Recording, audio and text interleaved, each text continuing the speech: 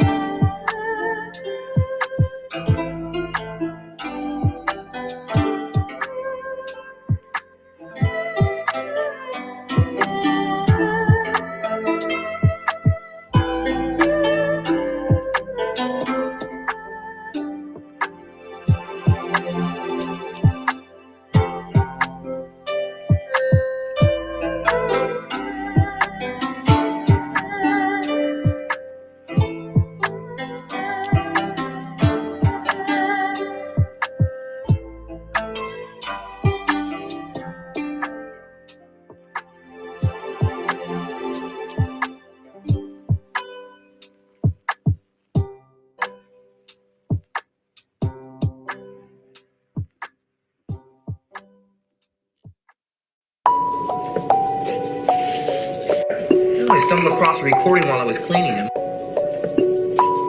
He says he belongs to someone called Obi-Wan Kenobi.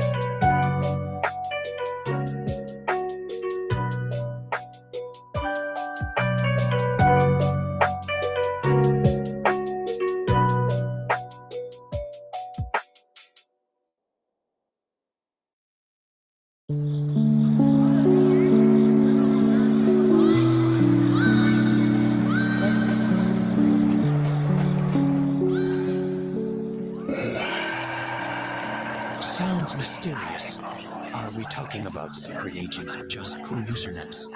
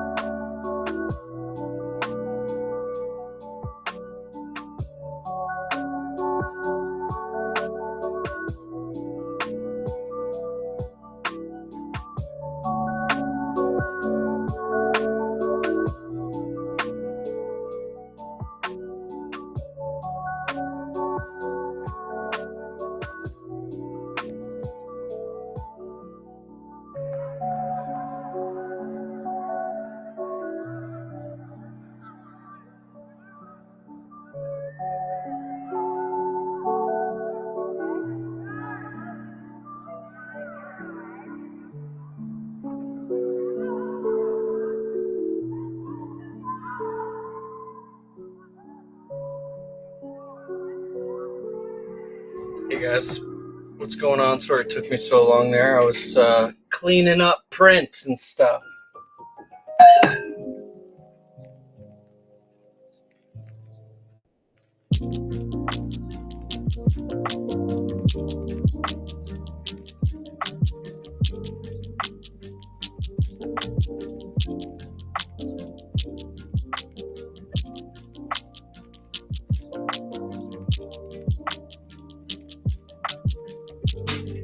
What's going on? Who's hanging out? Noon? How you doing? Whoa, too much going on. Ugh.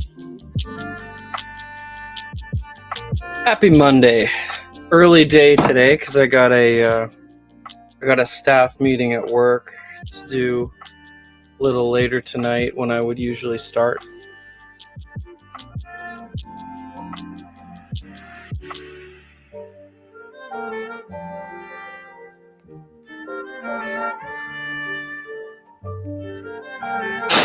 What's up? What's up? What'd you do all weekend, Noon?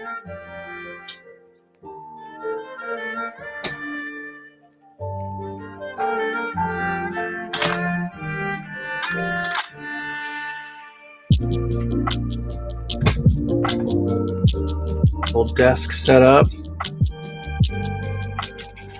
Got pops.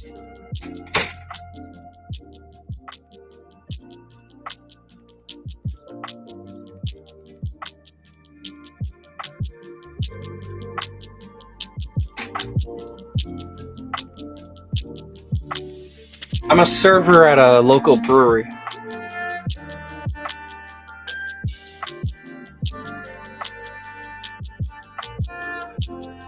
Been really happy with it so far. It's awesome. It's a nice mix with the stream. The season kind of died down, so things are picking up again. And I'm living in a very seasonal place, so in the summertime it's like high, things are good, and in the wintertime it's like everything shuts down.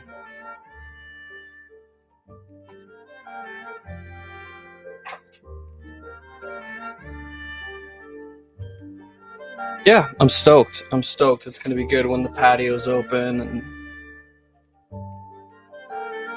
should be awesome. Should be awesome. Just getting all my ducks in a row here. We got a new skirmish boss. So we rolled this last week after the dragon died.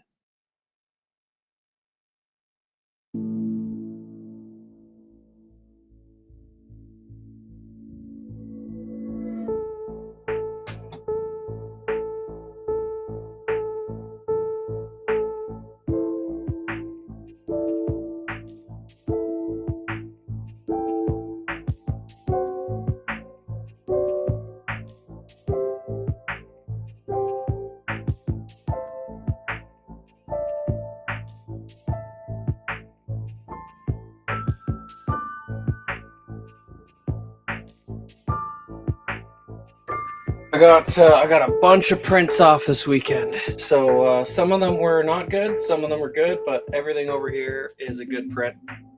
Noon, are you still rocking a basic bitch skelly skin?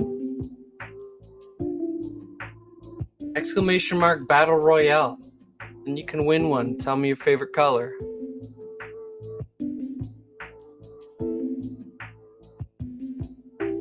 It's a lot easier to win them at the start of the stream.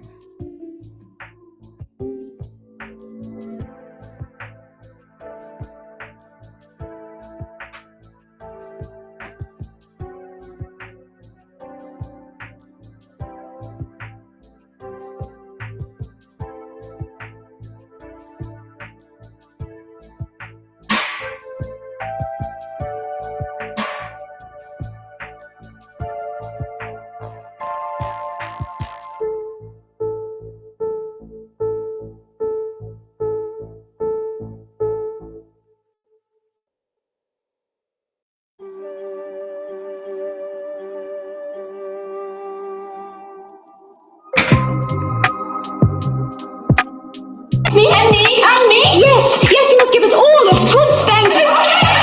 Yeah, Battle Royale will trigger it, but if there's one going already, it won't work.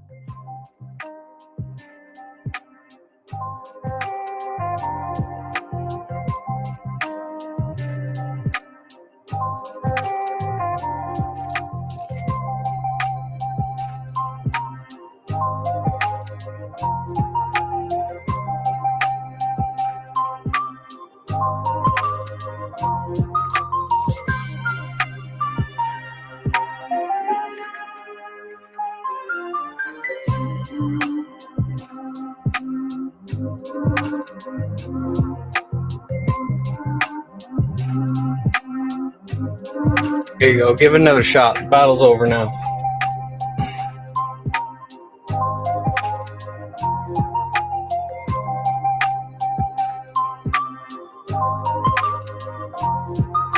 Getting all my ducks in a row over here.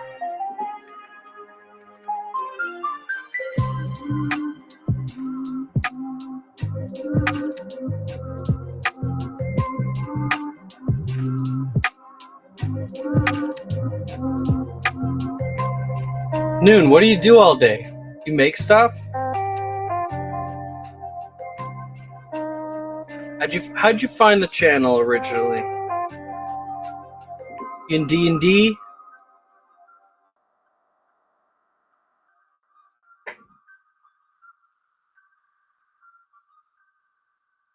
Appreciate that you like it here. Keep coming back. Excellent. Can't be rocking a basic bitch skelly skin.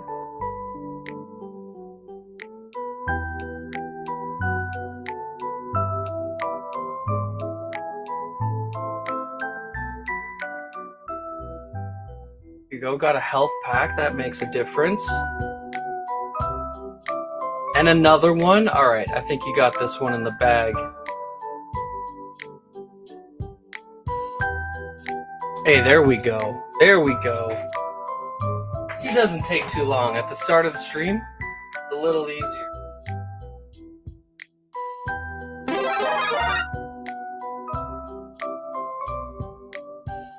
All right, Noon, what's your favorite color?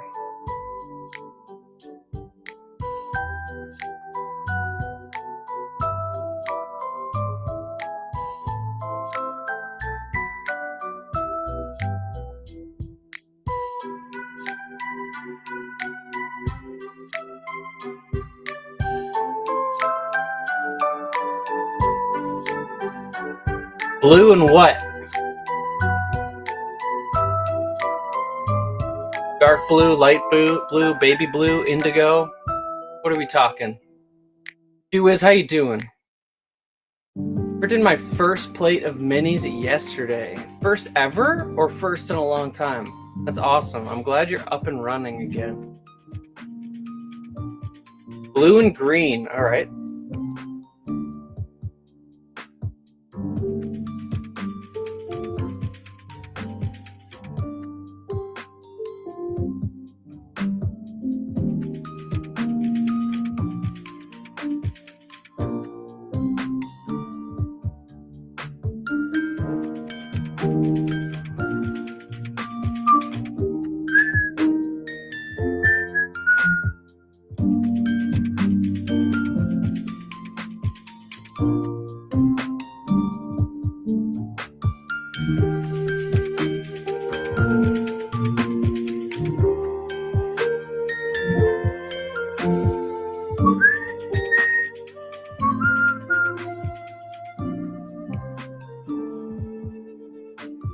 Yeah, awesome. Me too. I got a bunch of prints out this weekend. All right, how's that? How's that, Noon? Blue and green Skelly. This is number 93.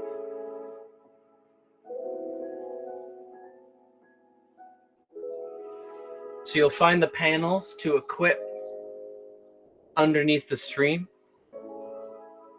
There's a panel called Stream Avatars. That's where you'll find them all. Just remember the number 93 and you'll find it.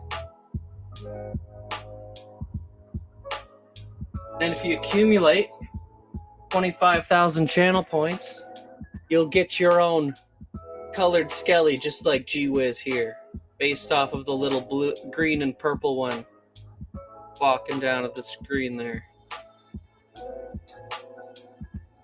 G-Wiz got one shot by the dragon. That was rough to watch. It was rough to watch for sure. Didn't even get to use your brand new sword. It was very rough. Yeah, that was rough.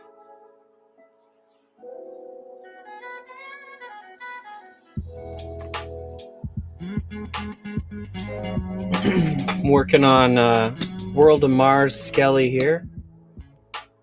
Just a base coat.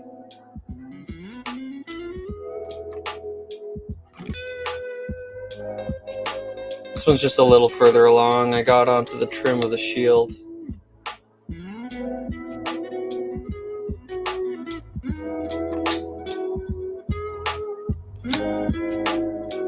I'm thinking I hear some coffee boiling, so I'm going to be right back.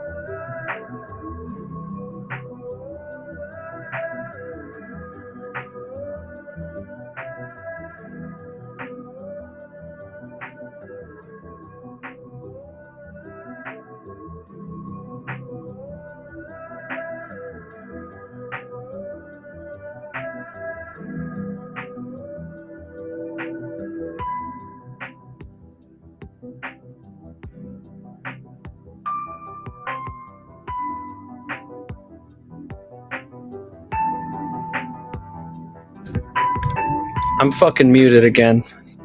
I was saying that I love this mug because it's massive and I can fit an insane amount of coffee in it. Noon specific. Are you still rocking a basic bitch Skelly skin? Are you on mobile or PC? We'll help you find it. We'll help you find it. You gotta get out of that basic bitch Skelly skin.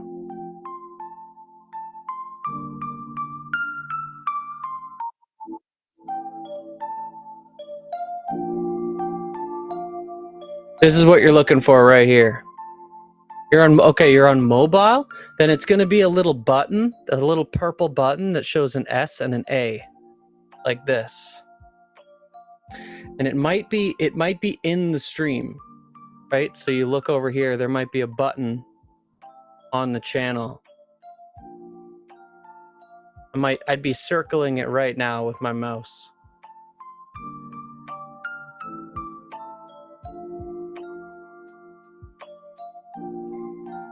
I think it depends on the app you have too. Leia said it was down by the gems at 1.2.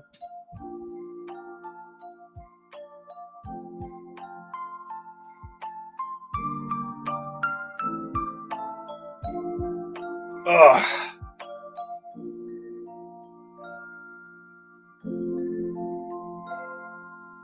Ugh.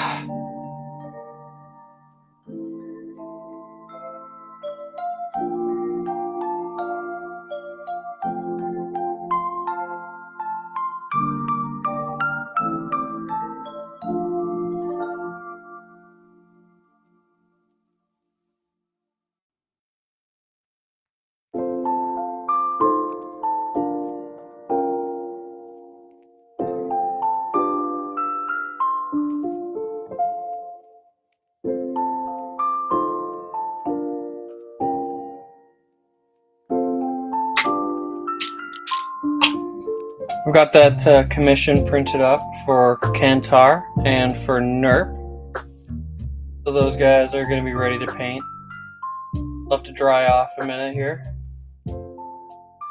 That's in this batch. I also got Jackal's Direwolf ready to go. There's a lot of projects on the board. Lots of projects to do. Love it.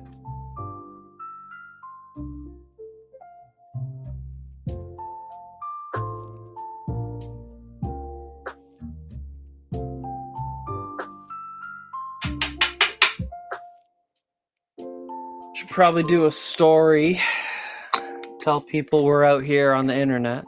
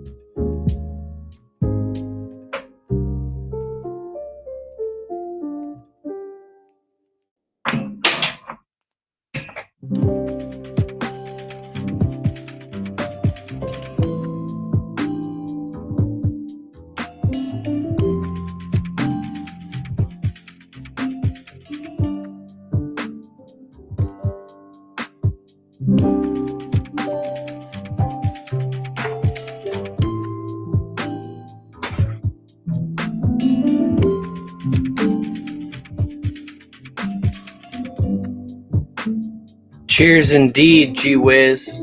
Cheers indeed.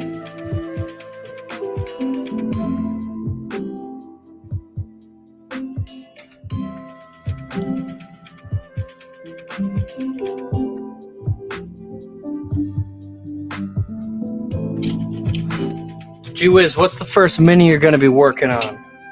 Are you going to join us in Workshop Wednesdays?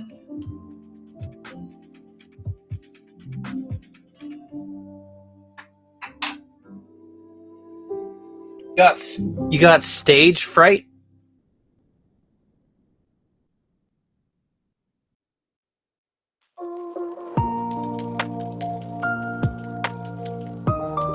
I was trying to watch Cherry play Fallout yesterday. She said she had stage fright and then she quit. I was like, sick.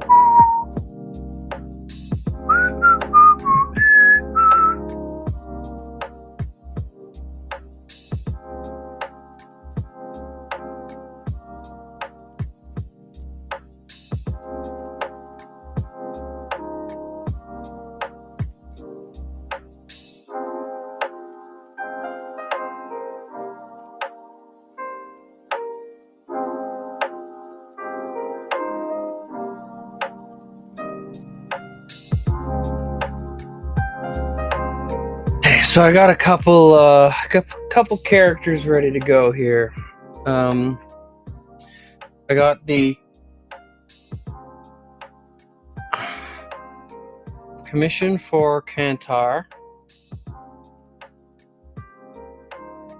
Everybody's still wet though. Time to dry off. Might even need.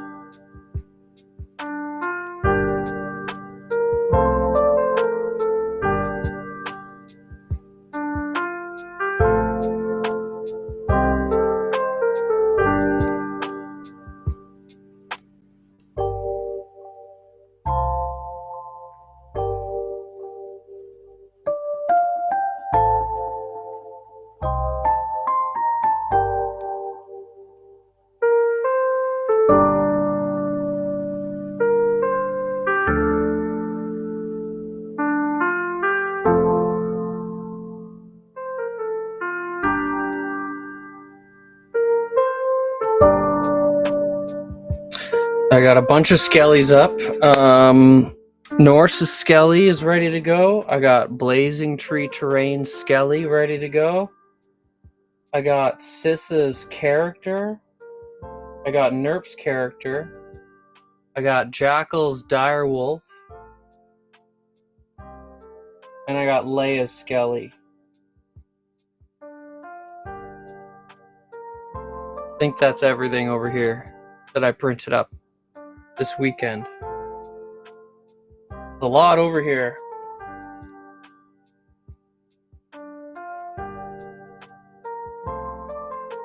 We killed the dragon. Dragon burned through every single skelly here except for Jinx. Jinx was the last remaining skelly. Took out the dragon. It was pretty epic.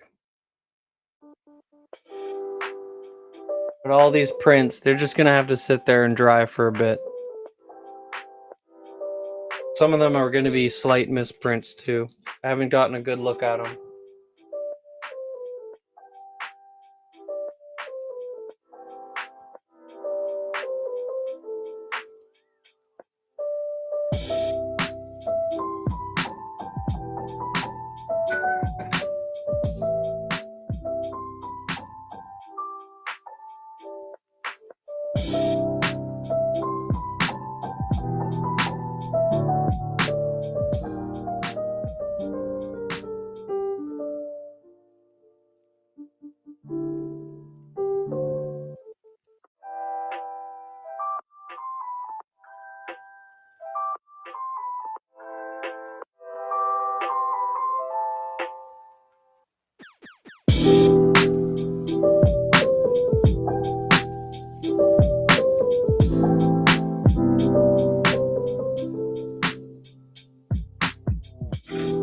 Can't find Jinx. I can't find Jinx Skelly. What the heck? Oh, you know what? I put her up here.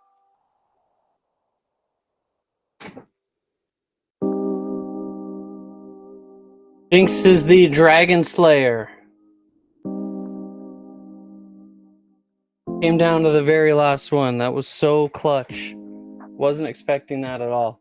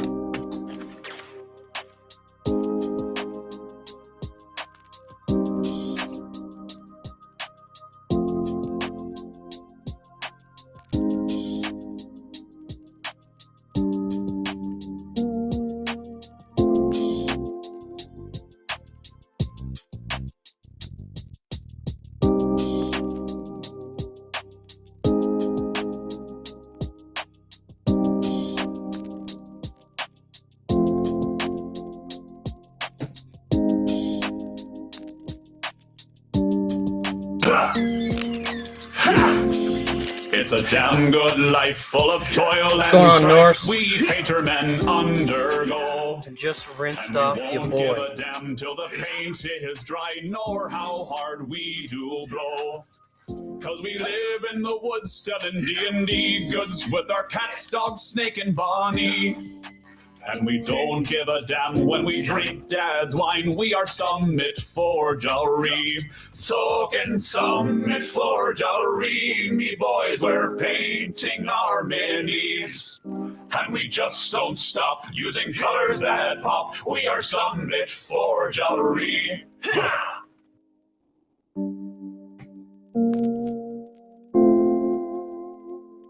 I recognized your foul stench when I was brought on board. How you doing, Norse? How was your weekend?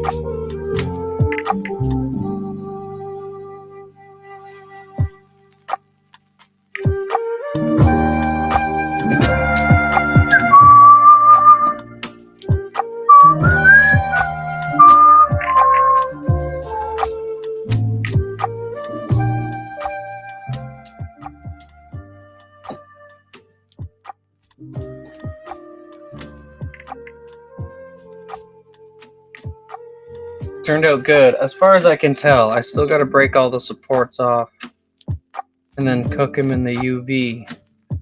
But it looks good to me.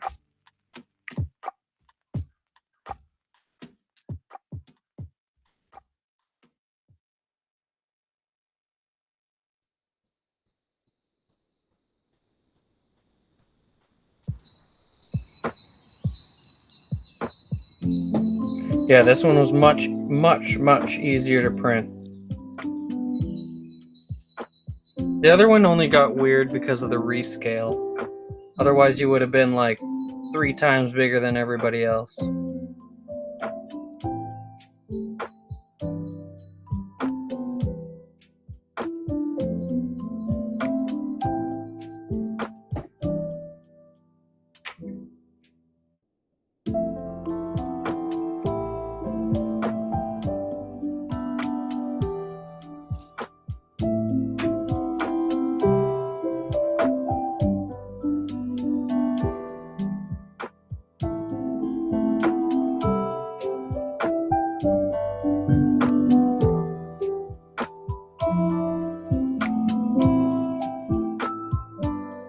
Hey! Are we still wet?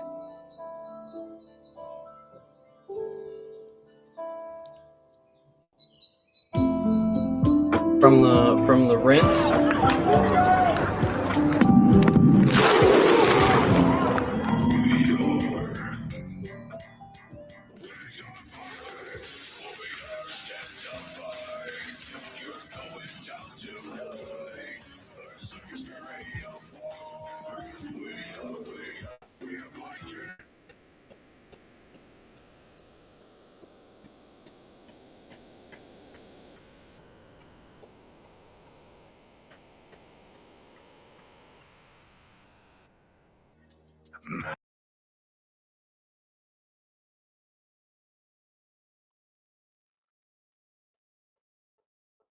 Funny, because to me, like, I got lo-fi going.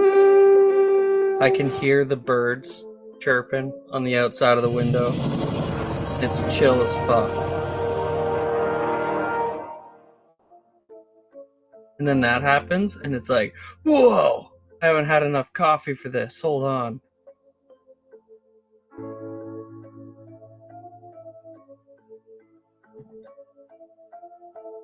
Shiny Mew, what's going on? How you doing, Shiny? How you doing, Shiny? Happy Monday. Guys, I didn't even make a story telling people that I was coming on early. I didn't even do that yet. You guys are all here finding me anyway. Dig it.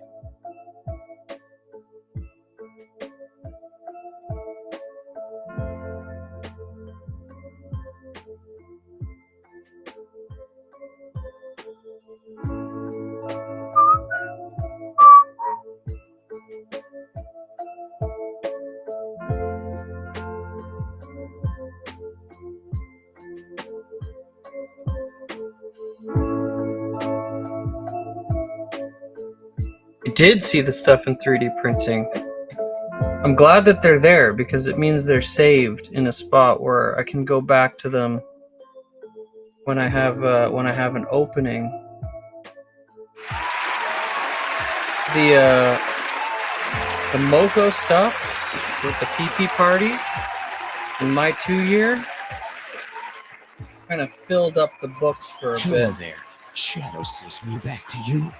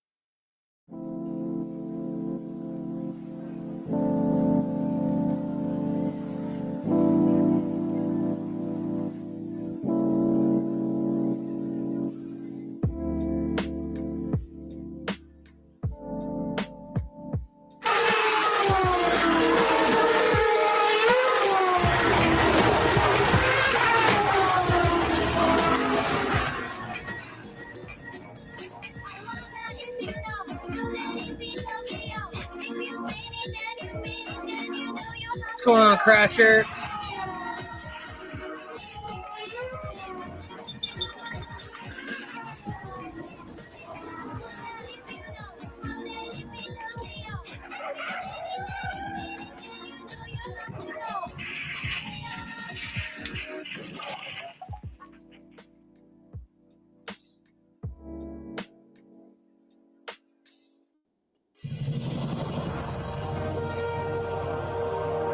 Cheers, yo.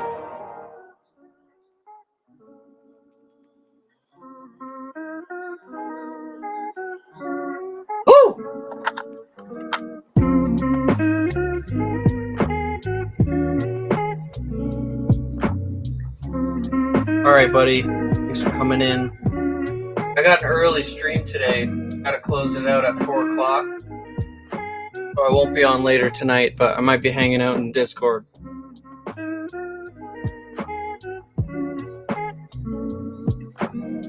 Hey, dude, that's killer. Fuck yeah. 52 an hour? That's fucking wild.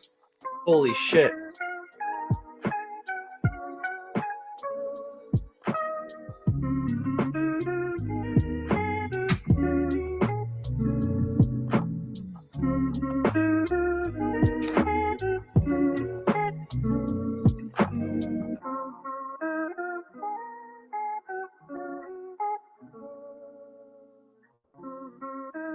Don't get cocky!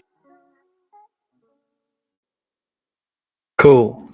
Coo, cuckoo, coo, cuckoo, coo, cuckoo.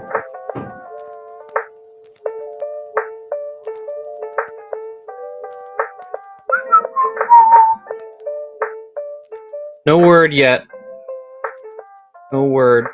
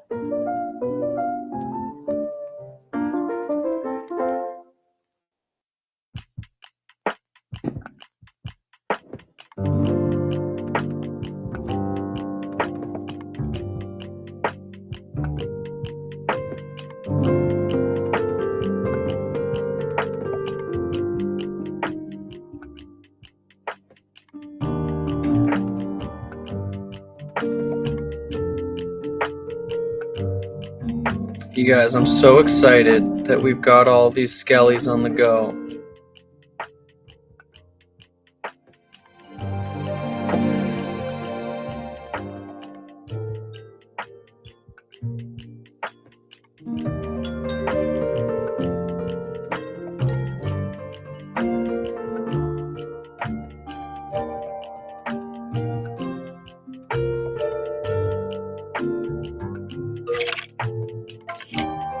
Hey, there we go. Norse is bringing in the first spawn against the Cyclops. Let's go, Norse. Hey, maybe by the end of the week you can spawn in your actual colored skelly. That'd be pretty cool. Alright, Norse. Everyone in the Fire Nation thinks I'm a traitor. I couldn't drag her into it. My first girlfriend turned into the moon. That's rough, buddy.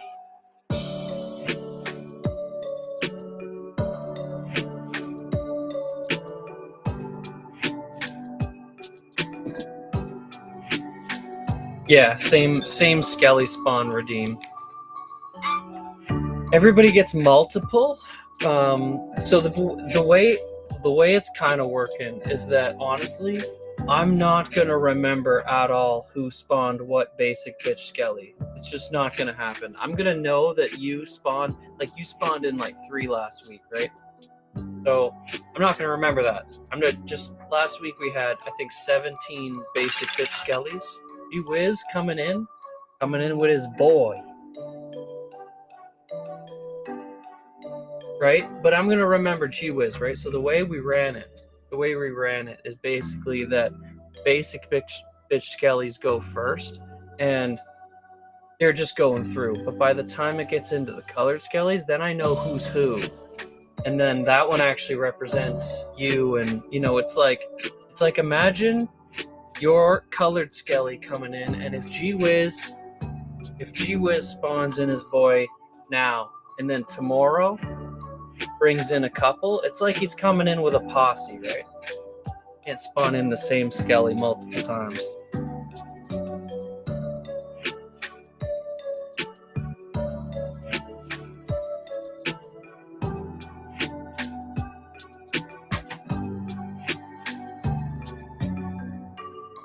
You guys, so this skirmish that we ran last week, I'm really excited about it because it's like G-Wiz knows. Norse, you might not know as well, but you haven't been here as long, but G-Wiz would know that this is an idea that I've been working on for a really fucking long time. Like going on 2 years. This was something that I wanted to launch at my 1-year stream, but it wasn't ready.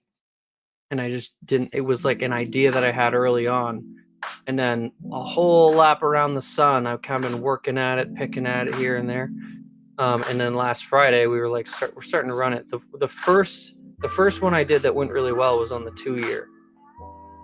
But I really like the idea of doing one a week. Do one every single week. So this week is going to be this week's going to be the Cyclops. The dragon's dead. Let's get that boy out of here. But I mean, just to show you, you guys fucking killed this last week.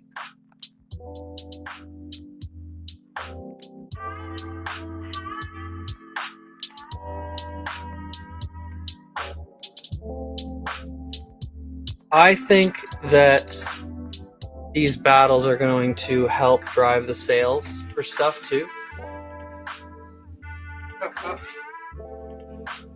Yep.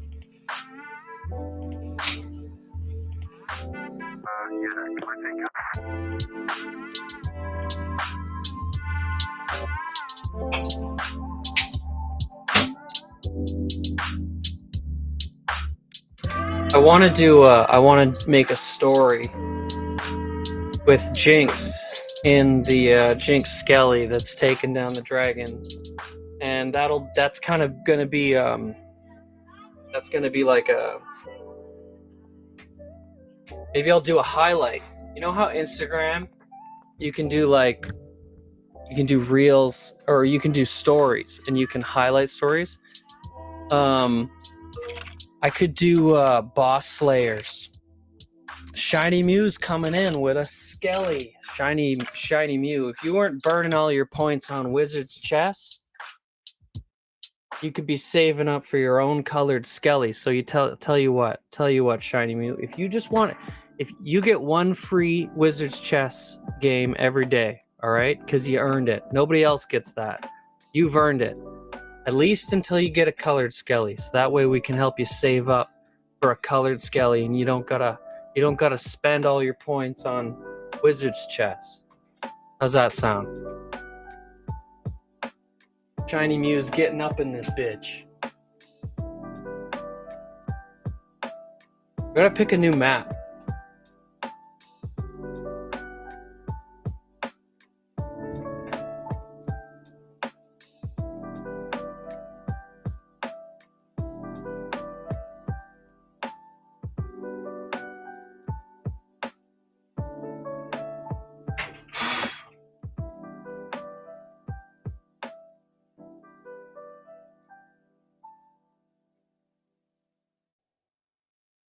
Heck yeah.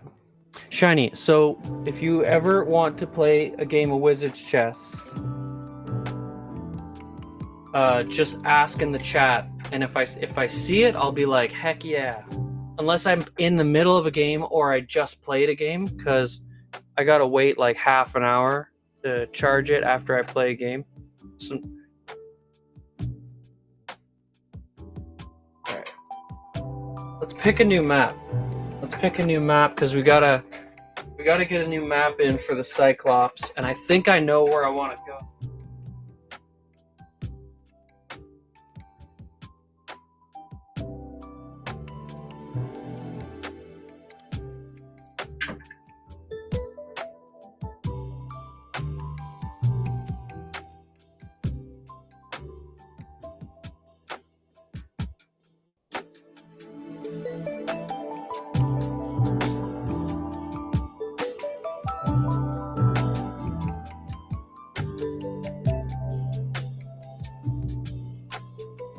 Okay, so this is the old map.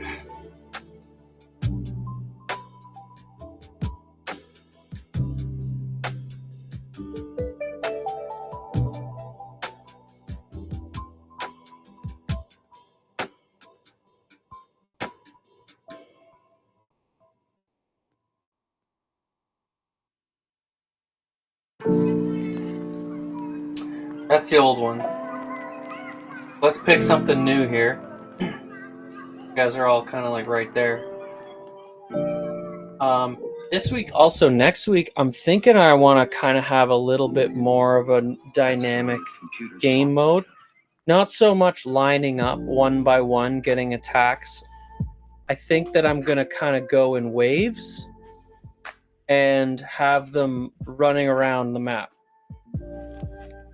And we'll do it in turn-based. That's a little bit more like the a little bit more like an actual D&D game. That makes sense to me.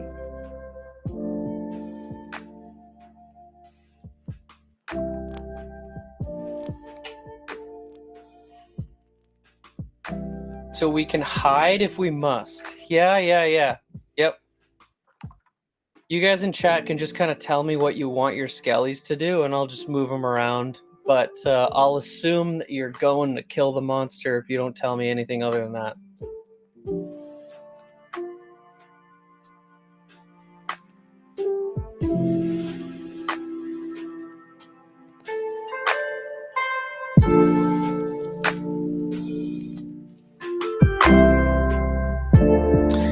Okay, let's go to maps here. I think I want to bring in a new one.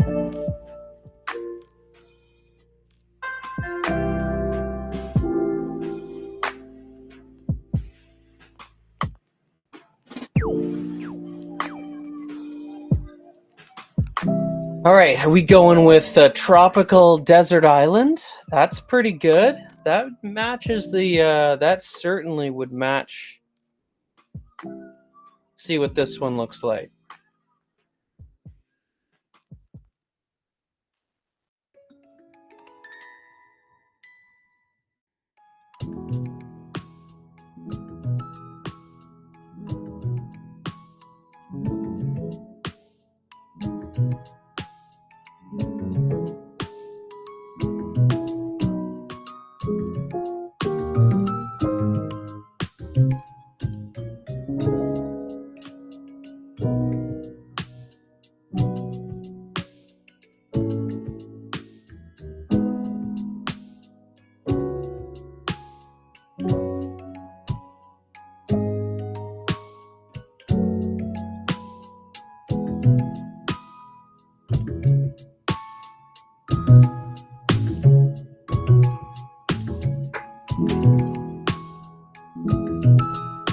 I gotta get all of these, I'm gonna put all these back because that's what was killed last week. Just still on the table. So I'm gonna get all those out of here right now. I'm gonna get them out of here.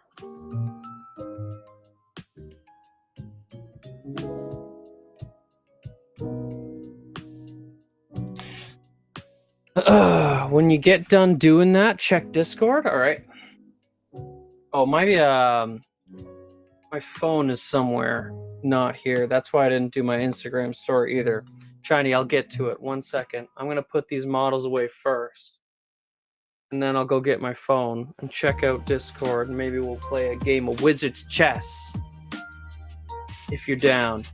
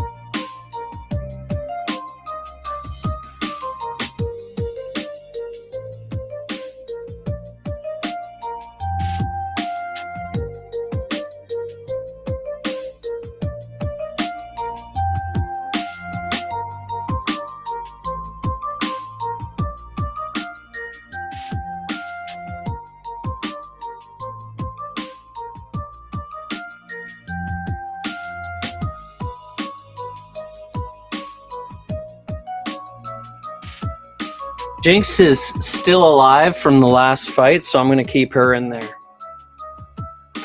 All right, now I gotta find my phone.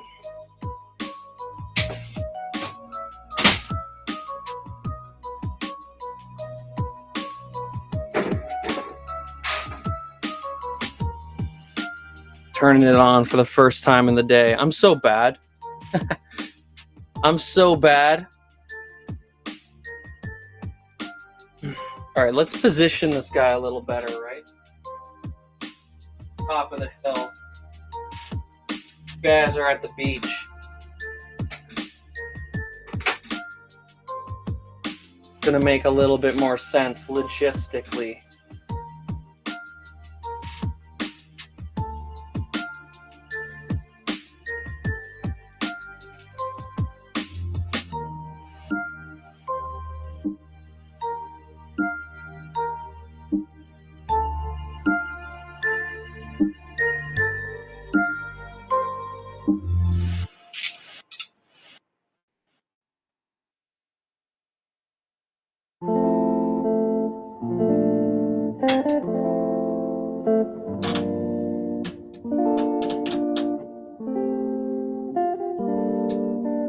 Let's go.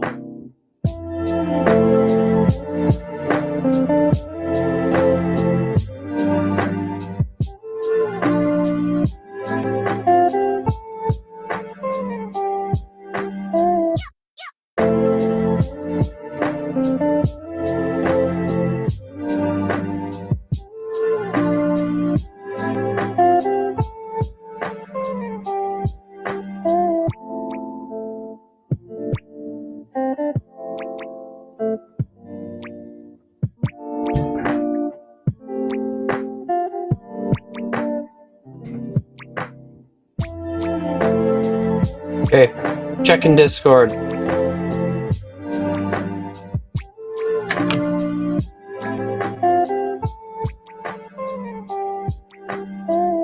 Pass on literature. Yeah, no worries, no worries. G-Wiz coming in with a character. I'm just seeing that now. All right, G-Wiz. Okay, so this is a choice. All right. You can either come in next Friday's skirmish in Discord and play as a character.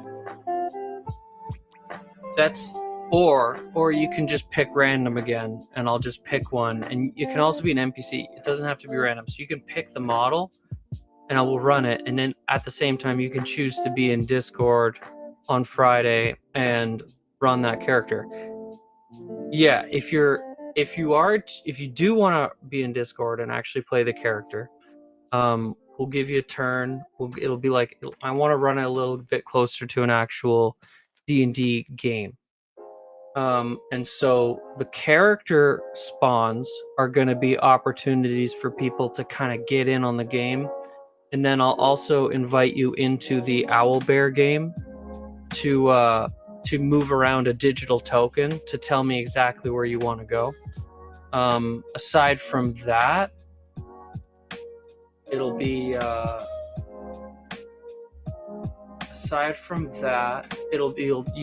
you'll just have to wait for everybody else to do their turn. The Skellies are all going to go at Initiative 1, Colored Skellies Initiative 2, and then for the players will actually roll at initiative like that. And I'll roll for the boss as well. It'll minimum 3 on the boss, just so that it's not all jumbled up.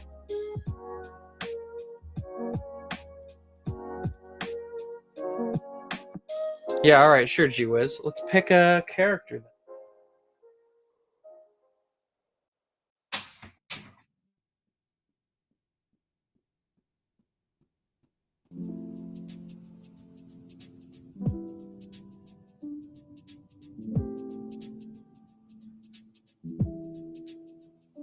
Coming in with a Leon and Paladin.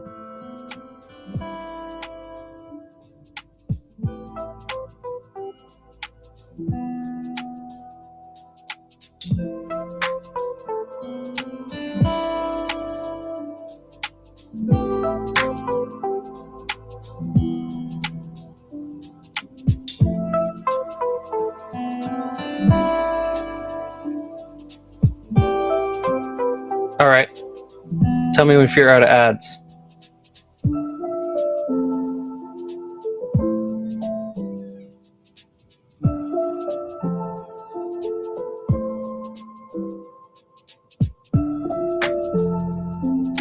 Yeah, so gee whiz.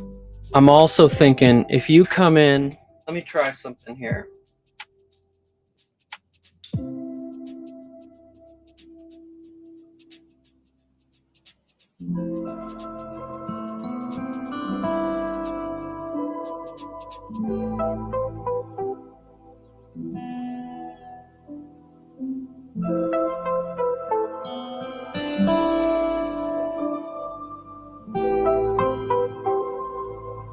Take me into battle.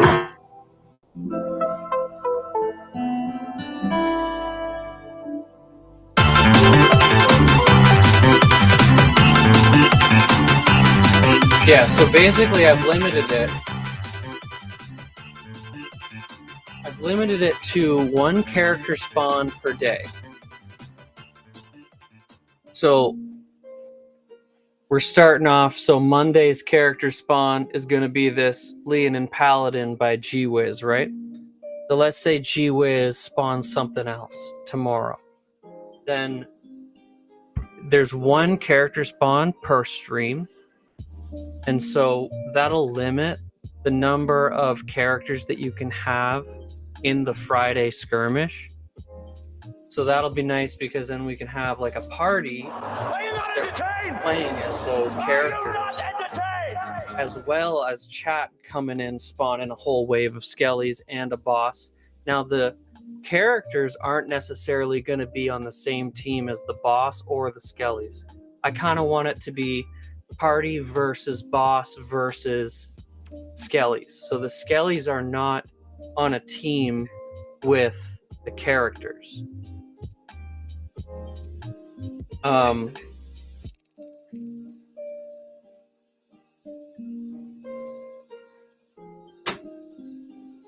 And then the characters we're going to have to develop into, you know, having their own abilities and whatnot. Yeah, all right, all right. I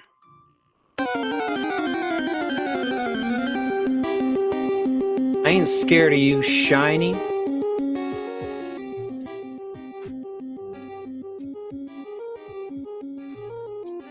Shiny, I'm seeing something on Discord about Shezidan? Shezidan? What is this? Is this a reel?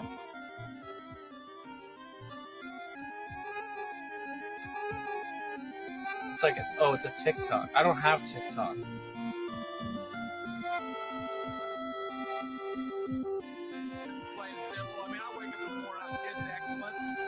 Oh, hey, you got the shaman painted up. Very cool. Let me chart that. Let me chart that.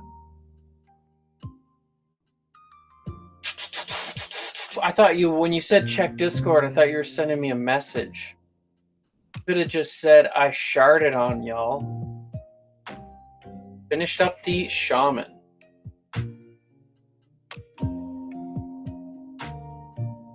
Yeah, there's a lot of detail on this. I love the leaves on her head and everything. And the bottles, I think those are, yeah, those would be bottles. Kind of on her belt there. Yeah, that's a nice one.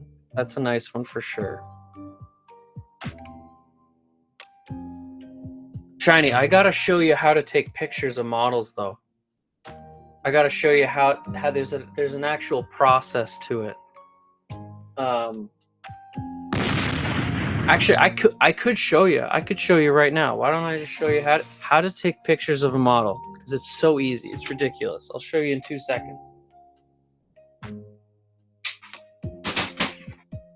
Just let me know if you're like, if you gotta half pay attention or if you can pay attention, because it's just a quick lesson. But if you're like lurking a bunch of stuff, I don't want to pull you out if you're like working from home and you're busy or something.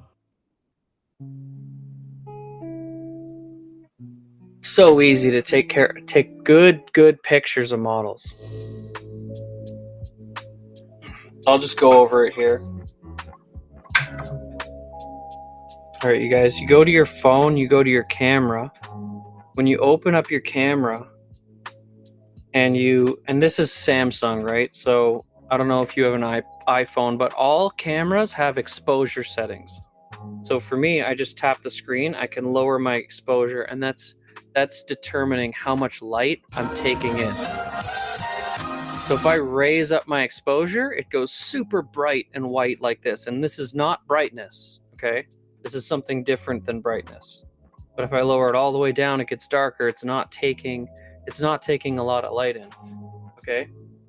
And so when you go to take a picture of a mini,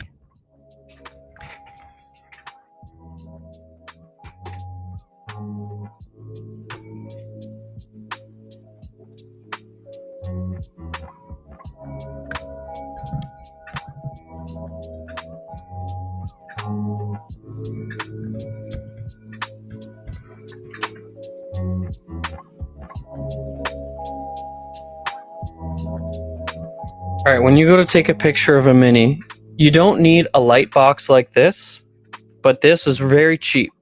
Very, very cheap on Amazon or whatever. It's just USB plug-in. Okay, I'm going to plug it in right now.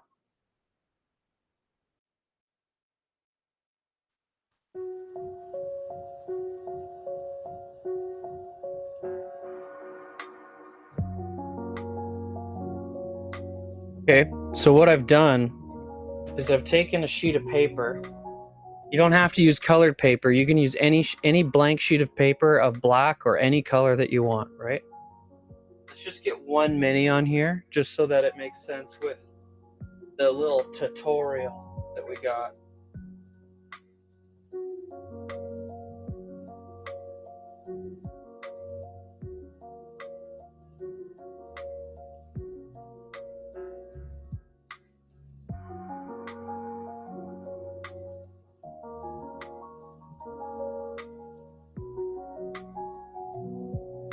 All right, so you don't need one of these boxes, okay? Just so you know, if you don't have one of these boxes, all you got to do is sunlight. You just put it near a window. Just put a piece of paper like this. Like that. Sunlight. Probably want to be facing the sunlight when you do this, right? So just prop it up on something.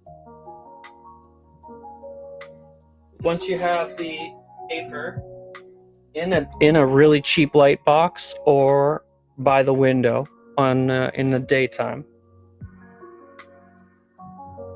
let's get one out here. How about this little dude?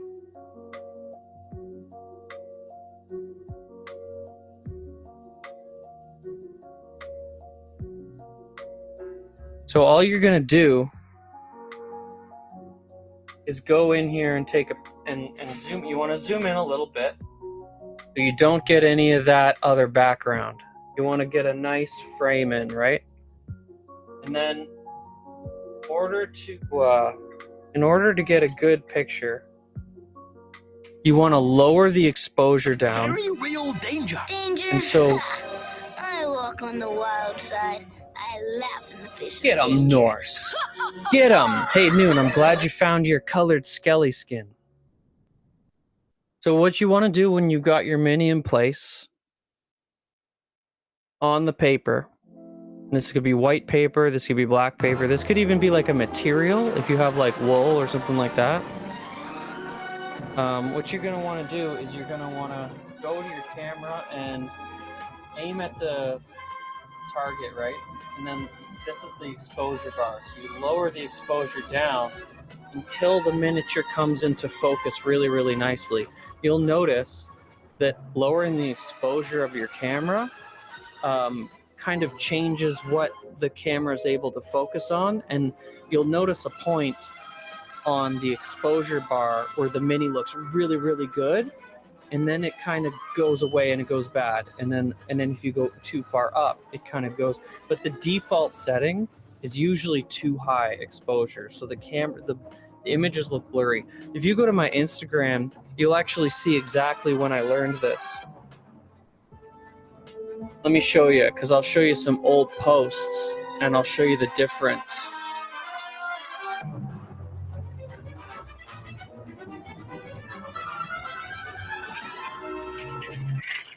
All right, we'll call it a draw. So these, look at, like, this mini is very, very crisp in the background, right? And that's very similar to the minis that Shiny Mew is posting. So that's what you want your pictures to look like. But look at down here when I didn't know this yet. You can see the point where I learned, I think it was around here. Here. I didn't,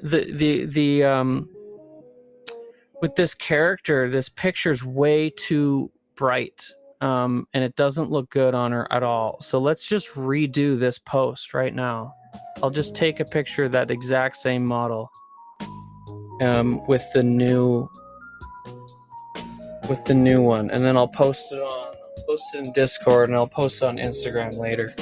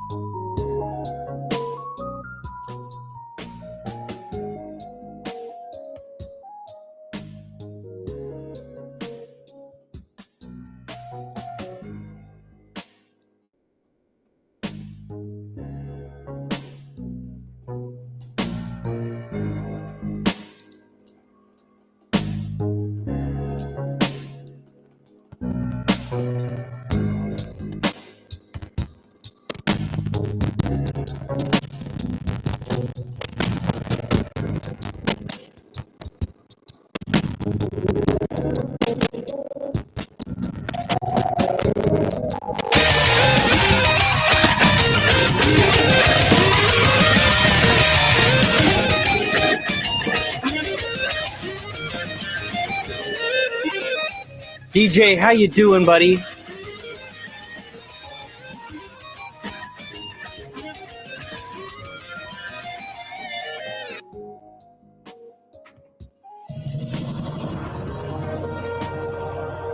You guys go show DJ some love, pretty please. DJ is coming back to stream May the 4th. On a hiatus due to computer issues for a while and a half. DJ's coming back May the 4th. Upgraded PC. DJ, if you ever want to do any channel building day, if you want to do any goofy stuff, I can do a whole streamer bot walkthrough. I haven't done that stuff yet. You can make your friends turn you into beans. You can all sorts of crazy shit like roll dice. DJ, you're really into Warhammer, right? So something that would be really fun for you, I'll make it right now. And I'll show you exactly something that you could do with your channel. It would be really fun for a Warhammer stream. Go get him, Tiger.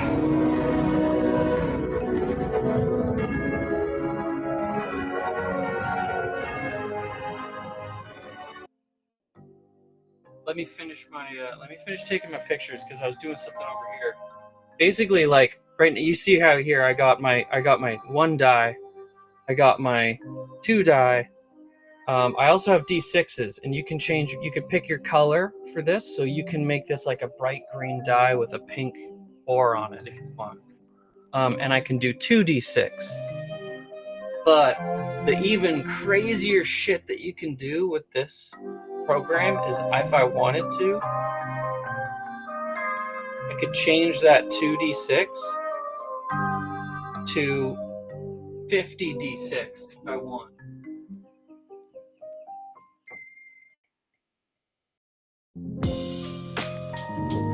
Oh, nope, wrong one. Here we go. That's the d8. Check this one out. So for Warhammer, boom! Look at that damage. Ooh. Yeah, so you could have a whole page of buttons that are specific to the actual attacks that you do with your army in Warhammer. So let's say you have a particular character that does 4d8 rendering or rending or whatever, right? you could change that. You could change this dice number to the 4 if you want to. Oh, that's still 50. I didn't save it. There we go. Now it's 4. You could pick your color and everything here too. And so, what's going on, World of Mars? We're working on you, boy. It's just a base coat right now. Haven't gotten too far just yet. You can see the direction though. It's splitting. But yeah, DJ, if you want to try to fit in a street building day before we go online on May 4th, that would be awesome. Up to you. If you want to, I can show you some stuff, basic or complicated, as much as you'd like. I'm just showing Shining you a little bit more about how to take pictures of models. So I'm about to redo an Instagram post I made from a little while ago. So I was showing him the thing about the paper, and you can use a light box or use window light, and daylight's actually usually better, but window with the light box you have a little more control.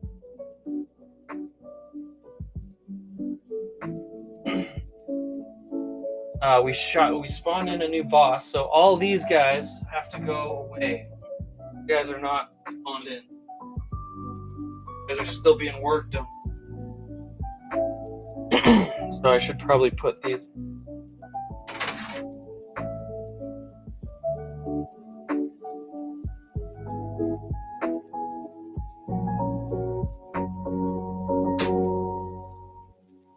So far, everybody spawned in is down on the beach over here. This week, I'm going to run it on Friday. It's going to accumulate through the week as we go. So DJ, spawn yo Skelly in this bitch. Yeah, and they're dirt cheap. Light boxes are so cheap. I think the one that I use is $10 on Amazon. World of Mars is coming in. World of Mars, you're still going to come in with a basic bitch Skelly, because this guy's not done yet, but get one a day. So maybe tomorrow it's another basic bitch Skelly. Maybe even Wednesday is a basic bitch Skelly. But you know what? On Friday, you might be able to spawn this fucking guy up in that bitch.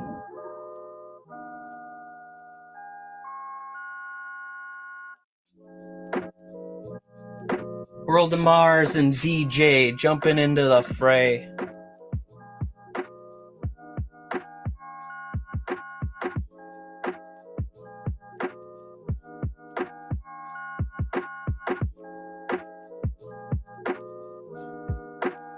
Yo, DJ, your red dragon got toast. It was clutch. It was so clutch. We had the genie and the Fey Realm ninja spawned into the arena, and the red dragon cooked them. Like, the genie and the Fey Realm ninja did fuck all. Like, they got him down to like 140 HP out of 200.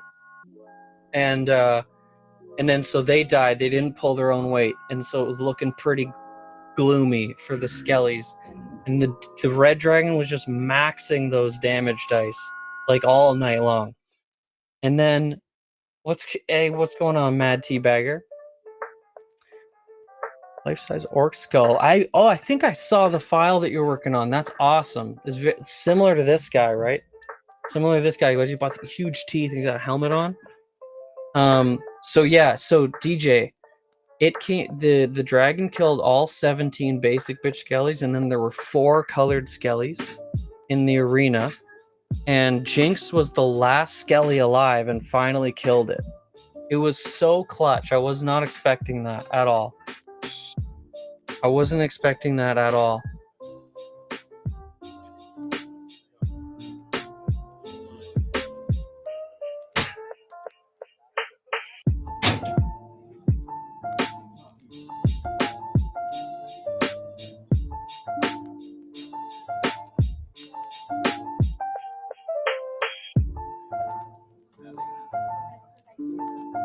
Yeah, shard on us, Mad Teabagger. Share that shit. I'm gonna take some quick pictures of this mini so that I can show. Oh, hold on, I'm getting a call.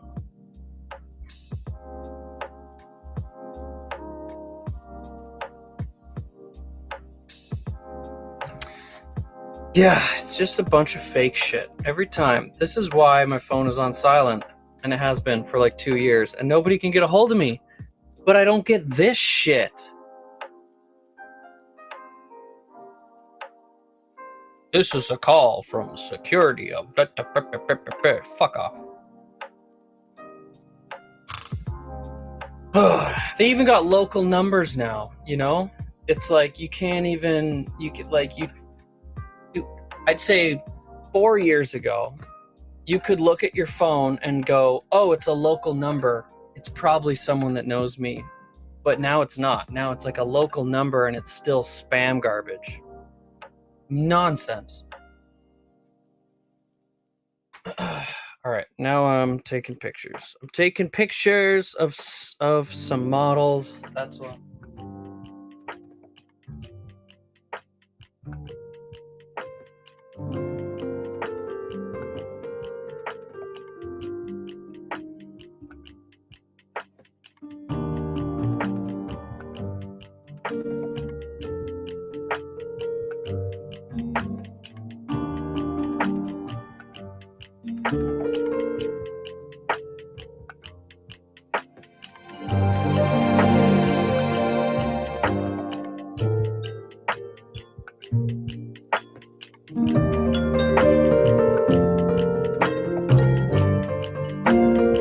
All right, Shiny, I'm gonna post some pictures in Discord here,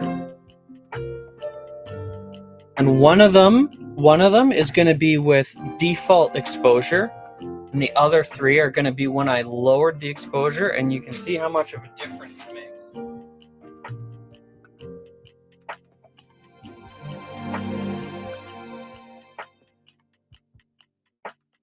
So the one that's way brighter than all 3 are the ones that you don't want to do. And so that's no flash either. You don't really want to use flash on your camera either, because then you're putting so much light directly at the model. It creates a lot of weird shadows.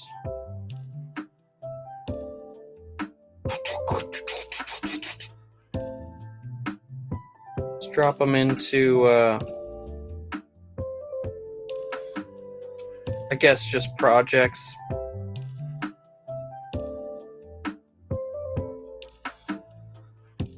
Okay, so check this out. You'll see it right away.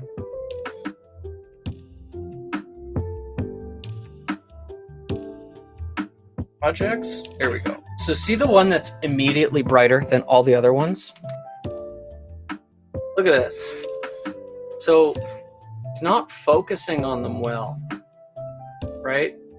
But then as soon as you lower the exposure, everything comes into focus so much more.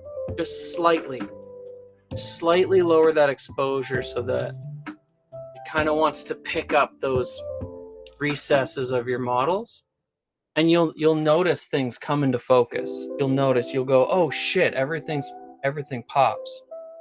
And it's like it's weird about the exposure.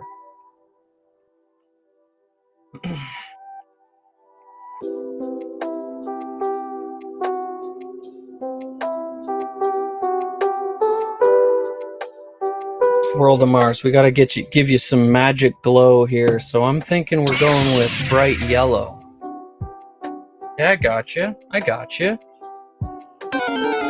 ain't scared of you. You know, the thing is, Noon, I really can't decline a knockoff challenge. A knockoff? Did I just say knockoff? Fuck's sakes. For fuck's sakes. Can't say words. I haven't had enough coffee. There's too much going on. DJ's coming back. It's making me nervous.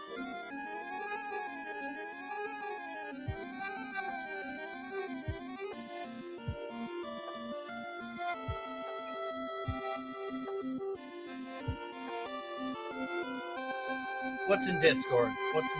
I'm not paying attention.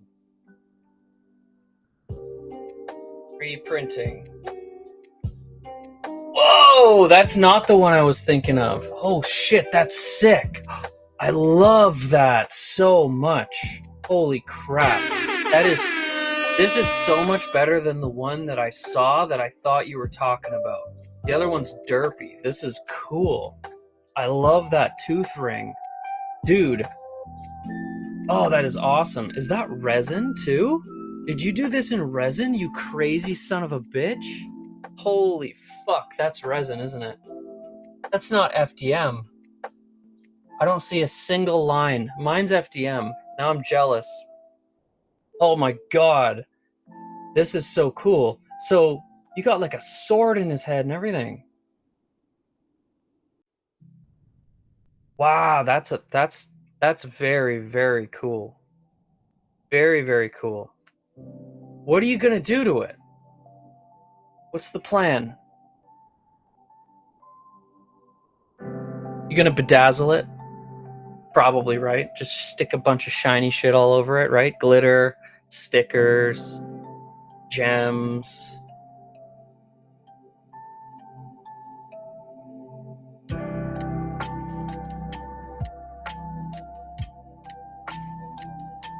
It's a dice holder. Cool, cool. So it's not a dice. So the one that I saw was another dice tower. Like mine's a dice tower.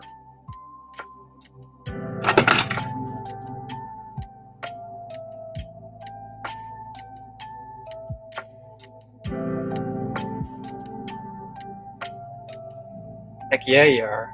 Heck yeah, you are. That's fun. I would suggest, if you haven't done it before, try weathering with oil. On something that big, it would be absolutely worth getting a bottle of black oil paint and then doing the weathering. Like the painting you can still do as usual, right? Use your regular paints and do the dry brushing and make the teeth a little whiter than the rest of the skull. A little bit. Like if you do like an off-white for the skull, even going into beige, make it dirty, make it grimy. Make the teeth a little whiter because it's like a different material. And then, but yeah, get it grimy. You could do something burnt. Very, very, very cool. You could, like with bone, you can do any color that you want and it'll still look like bone. Like you could go into like you can see like dark gray skulls if they've been like burnt or even just decayed in a way. Like if you think of a mummy's bone would be like dark brown, like almost like in a sepia sort of scheme to it. And then the ring, you could go with any metallic, and the sword's fun too. The sword's fun too. That looks like it's like a stone on the end of the sword. So, you know, that sword, you can go in with any metallic, any color stone. Make it look like it's, you could paint it up so that the blade could be any metal that you want, or even like a glass. You could go in with like a glass dagger, like something you'd see out of Skyrim, something like that. This is a cool project, Teabagger. I would love to keep up with this. Keep sharing it with us. I was thinking of painting it white and using an oil wash with burnt umber. Perfect. Yeah, perfect. For sure. Yep. Oil wash would be fun. I've never done it, but on something this big, it would be very easy to learn how to do it because you don't have to, like, on something like this, you would be using a legitimate cloth to scrub it away, and you can be rough. But you can't do that with little miniatures. Like if I wiped this guy with a cloth, he would fall apart, right? But with this guy, you can be rough. You can be kind of mean to it, and that'll make it look better. And then you could go in with like old blood and old, like, just anything. It could look it looks like he's got like a metal plate on the back of his skull too. I'm just seeing that now. That's so fun. It's a very nice orc skull too. You can tell it's an orc, but they go almost very realistic with it. They don't go too cartoony with it. So many orc skulls that you see will have like these big dramatic jawbones as to make it look like a Warhammer head.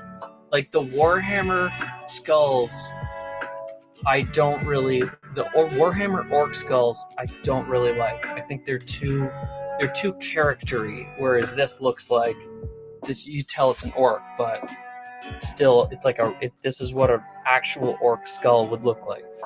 A very nice piece. Easy, yeah, probably 2 bottles of resin too. It's a Loot Studio model. Very cool. Very cool. Yeah, that's awesome. Yo, Mad Teabagger, we gotta get you out of that basic bitch Skelly skin. What the heck? Look at you, you're naked.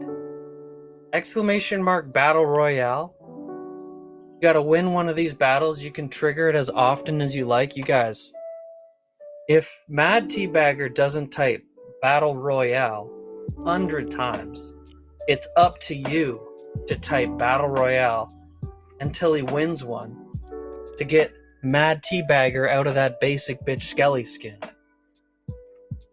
It's essential.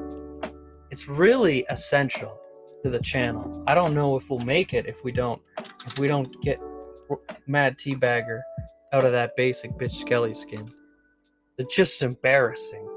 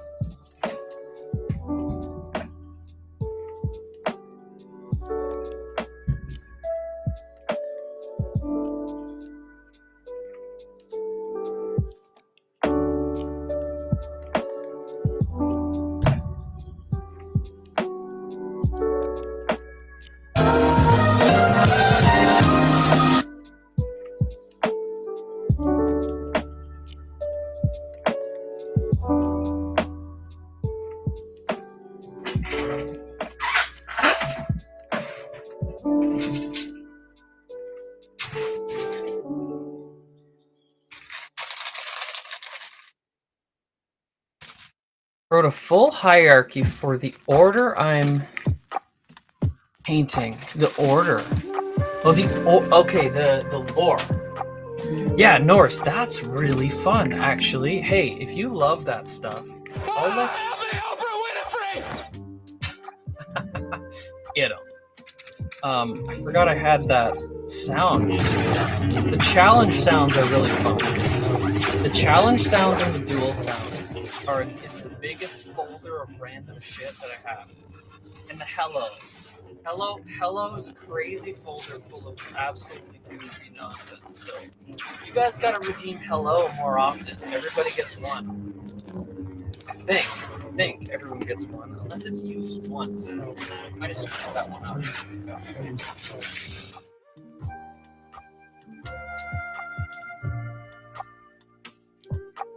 No, it's 1 per user per stream.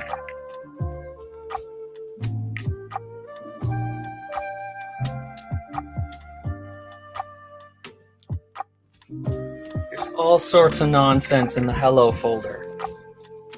That's the redeem.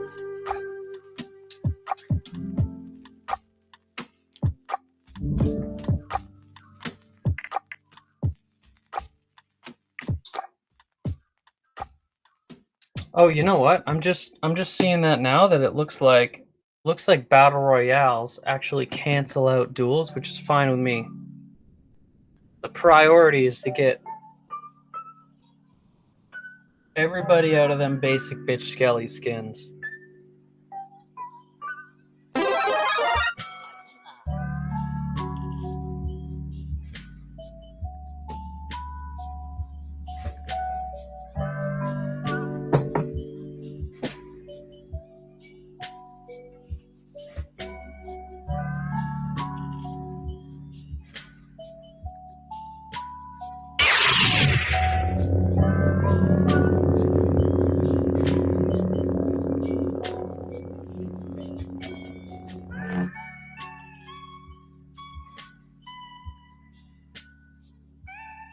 I'm just going in with some white ink on the bones of World of Mars here. And so that's not gonna look like that at the end, but it's gonna brighten up those recesses. And so when I go over it with fluorescent green or yellow, I guess I would do yellow, fluorescent yellow. The yellow is just gonna pick that up, but then I'm gonna go back over it with a highlight of black so that the bones are still clearly black, but it looks like he's kind of glowing yellow from within. So this ink just helps with that.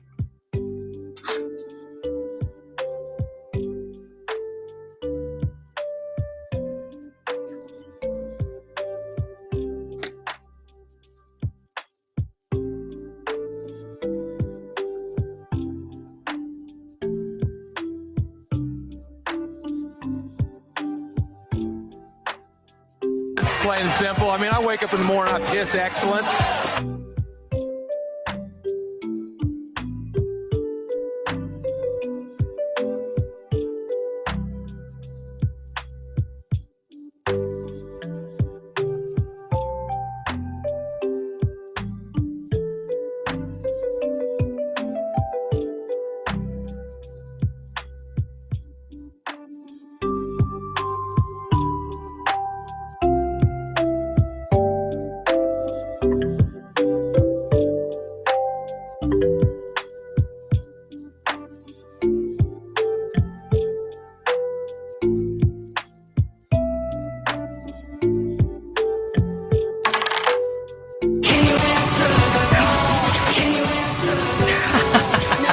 Here we go.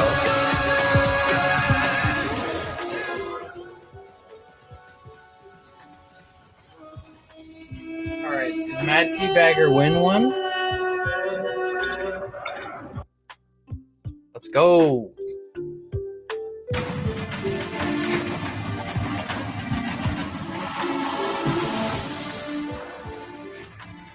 Let's go. Alright, Mad Teabagger, what's your favorite color? What is your favorite color?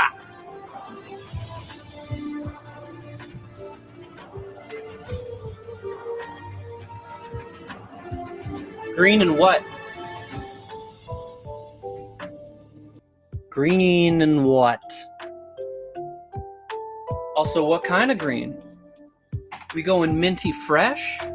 You going fluorescent lime green like Monster Energy drink? Maybe maybe it's a range of green that is just makes you look mossy, and it's like a bunch of different greens that just make you look like an old forest skelly, you know? Forest green? Okay, watch this. Watch this. We're gonna do something awesome with this one. You guys, there are more shades of green than fucking anything else in the world, thanks to evolution of our eyeballs and such. Isn't that fun? All right, we're going into green for this one.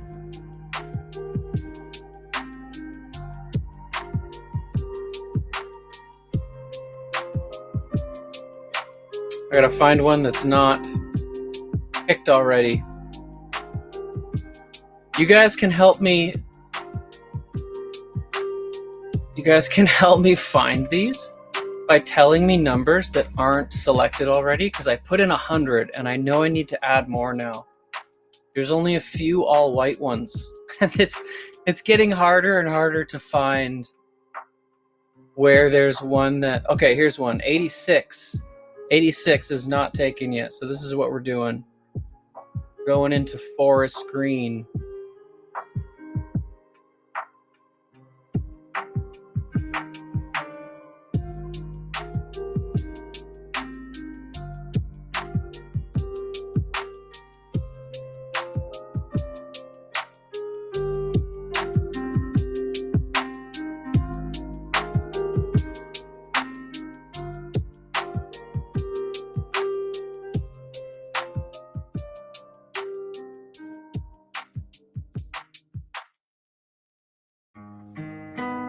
Let's go a little darker into the very gray green for the eyes.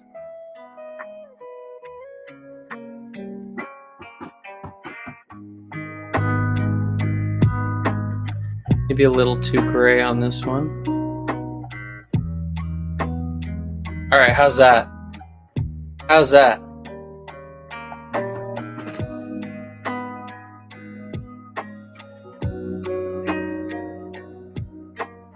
Yeah, World of Mars, these colors here are not the most fun poppin' colors, but I'm base coating it. So it's going to be a much more vibrant green wherever you see yellow, and the lilac kind of color goes on really opaque. But I'm going to use this, I'm going to put this really fun paint over it called Iridescent Candy Red. So that's going to shimmer. One of my favorite colors.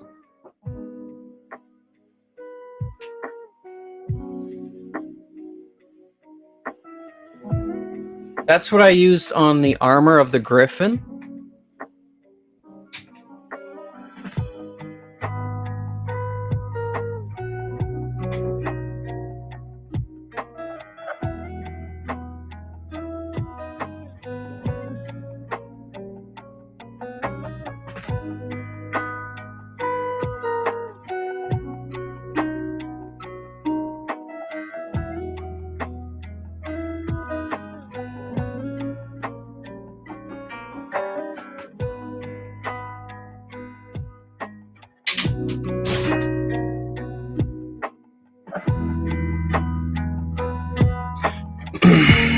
All right, I'm connecting it. So, Mad Teabagger, you are number 86. And the way you find it is, let's see if I still got this up. Do I got it up still? Yes. No, don't. That was Instagram. That's fine. So you're looking for this panel right here. And these will load in, and this is where you're going to buy your skin and equip it.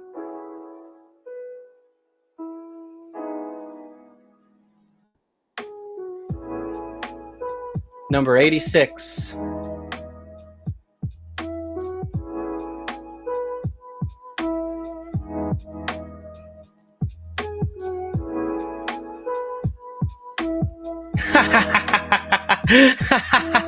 World of Mars, or who said that? Who said that? World of Mars got auto modded for saying blowing me.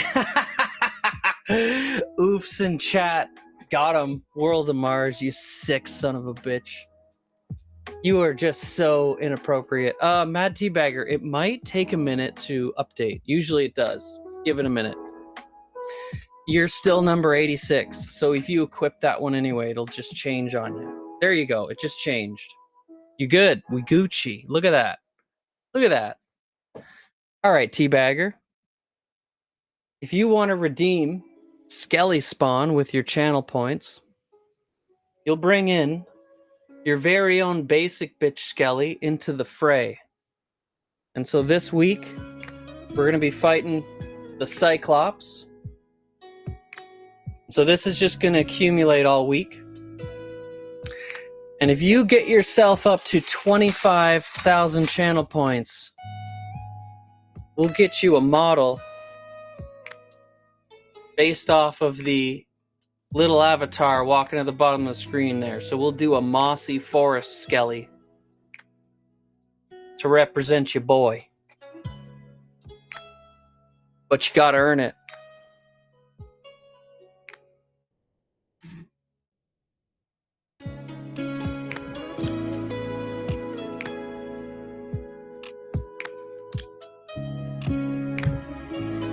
We last Friday we ran one of this skirmish thing is something I've been working on for a long time. We ran one on Friday, and there were 17 basic bitch Skellies and 4 colored Skellies, as well as a character spawn of the Fey Realm Ninja. And we rolled we spun the wheel, and we got the genie. And so the red dragon killed the genie, and the ninja really, really easy. And then the basic bitch skellies held their own. They did some damage to it, and it was looking pretty rough. But the dragon finally went down on the very last skeleton. So Jinxed is the dragon slayer. The final one left alive. It was very clutch. I wasn't expecting such a close match. Came down to the final skelly. Fucking loved it. It was perfect because we were thinking that the skellies were gonna lose. I was going, there's no way this is gonna happen. And then we spun the wheel for the new boss. Got the Cyclops. Meet the new boss. Same as the old boss. So we picked a new map. This week we're on a desert island. We're going to try and take out a Cyclops. So we'll run that on Friday. And it's just going to accumulate all week as I paint my stream. Kind of like a mini game, you know? I'm trying to do something to help chat be a little bit more engaging, because, you know, I appreciate you guys for hanging out with me while I'm just painting stuff, you know? I'm not always an entertainer, you know? I'm not always doing that. Sometimes I'm just chilling and painting, and if I want to get shit done, it means I gotta just chill and paint. And so that's not the most, you know, it's not, you know, I'm not blowing shit up like most of the video game streams, right? So this is a way for me to do something a little bit more than what your typical painting stream is able to do. And the only way I'm able to do this in the first place is the fact that I do 2 of everything. So it's starting to come to like fruition, and it's given me some context to actually start using the collection, which I'm very excited about. And you can just see where this goes, right? If you just imagine this moving forward 5 years, 10 years down the road, you can envision a whole army of colored skellies. I'm going to have to make a lot more basic bitch skellies too, because even last week, I think I only have 20 and 17 were spawned in. So I'm gonna need to go. I'm probably, because with those ones, I don't imagine I would do 2 of everything. I might do 2 of everything, and because I would be also making a 1-page rules army. And so, yeah, World of Mars. It started out as literally just like falling in love with everything and not wanting to sell them, because you as an artist, it's like, oh, I'm gonna make this to sell. I'm gonna start making money off my work. And the other night I went to Prize Channel and watched packs of D&D trap cards, 5 decks, level 1 to 22. Oh, yo, Teabagger, that's a really cool idea. The traps. Could Teabagger, could you drop a link in Discord in the supply drop section of what that dice thing is? Because I would use that. I would use that. $400 Tiamat. That's very cool too. Yeah. So World of Mars. I would just sort of I would be working on something and I'd be going, oh, there's, you know, I'm gonna sell this, and then it would start to look too good, and I'd be like, fuck, can't sell it. You know, I can't. I had a very hard time selling my minis when I didn't get to keep them. So I started just wanting to do 2 of everything so I can keep 1, sell 1. But then that opens the door to start using the collection as a game. So when someone gets a character made, like this is a character commission for Jackal. And so I'm going to send her one of these models so that she can use it in her home campaign. But then she's also going to be able to use that same character and jump into the skirmish with us, right?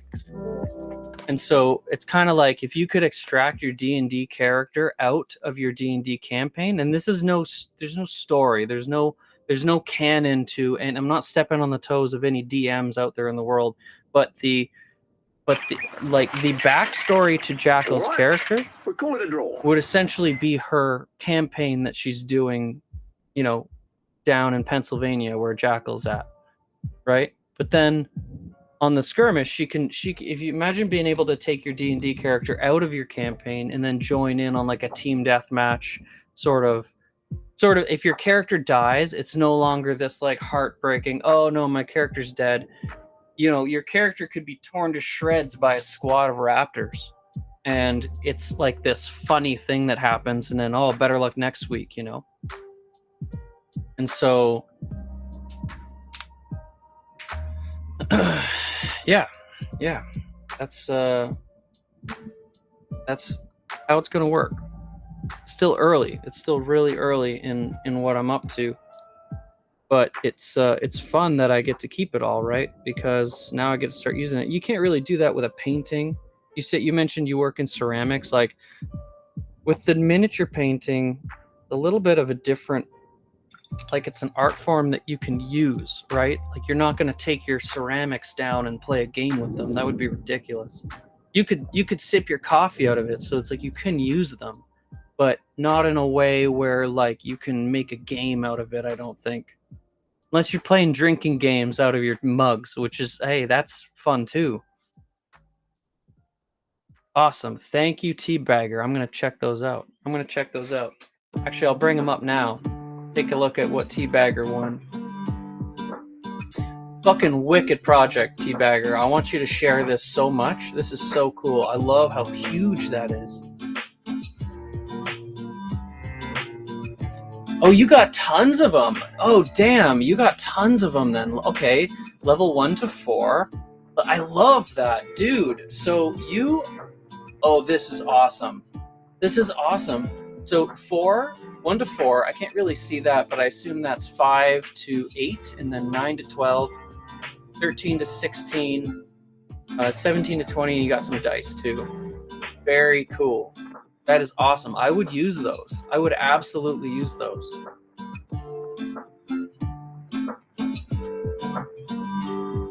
Are you going to shuffle them all together, or are you going to keep them separate? Because Teabagger, you stream, so you could easily turn this into somebody does a redeem, or how about every time someone subscribes, you can be like, oh, look at that, you're falling for a trap, and you pull a trap. If you hang out with CNOT, he does something similar where he'll read off a little fortune, or like a little tips and tricks, like you see in the loading screens of like Skyrim and stuff like that, right? But with these trap cards, you have enough that, you know, how often are you really going to get a sub? It's not going to be too repetitive, right? It's going to be like, if you've got, how many cards you got in these?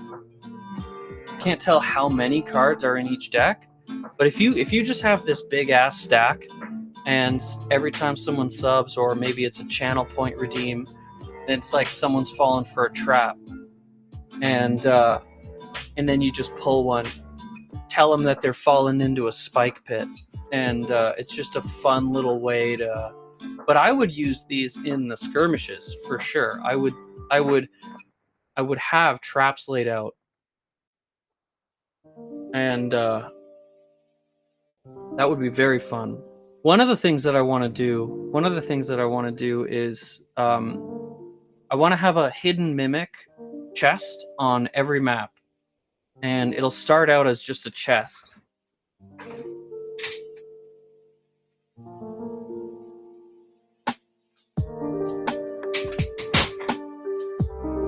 So it'll start out with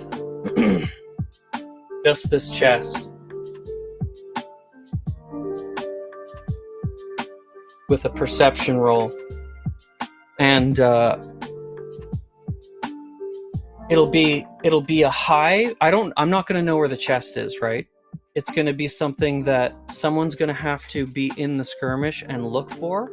And so on a high roll, they see the chest somewhere, right? And then they have to go up and interact with it. And on a high roll, that's a low roll. That's a crit fail. On a low roll, it's a mimic.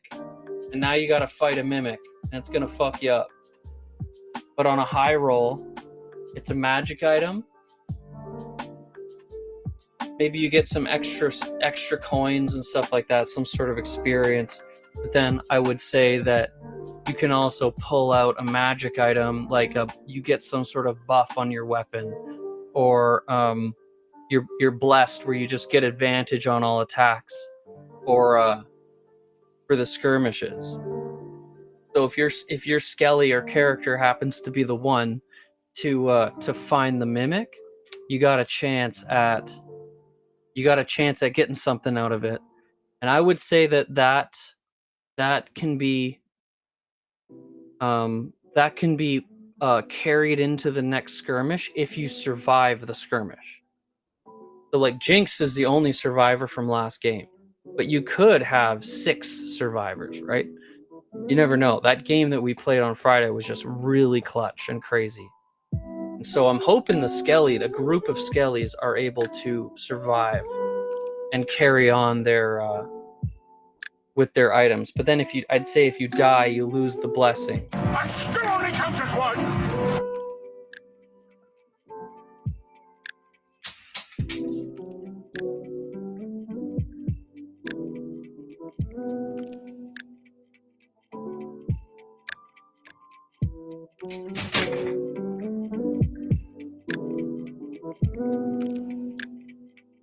Very cool, Teabagger.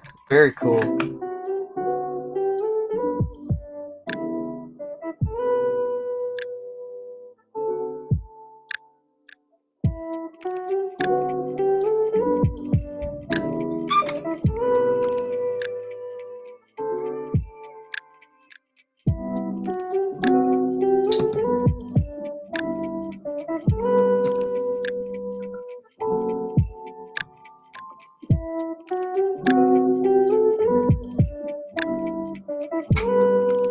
Hey Minnie, what's going on? I'm live early because tonight I have there's a staff meeting at my work that's just going on at the same time I typically go live. So I want to go to the staff meeting just because it's a paid meeting, and it's also just the restart of the season and things are really starting to pick up again. So I think if I go to the meeting, I'll have a little bit better luck with hashing out a schedule that I like with them.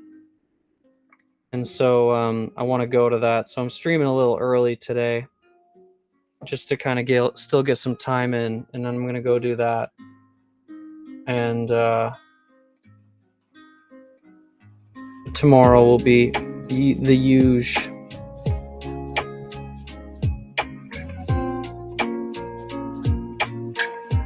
I'm starting up my shifts again though, so that's awesome.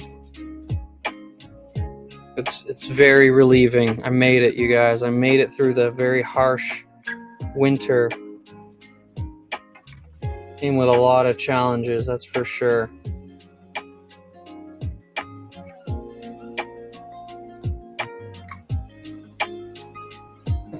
We went out and saw a place that we'd like to move to.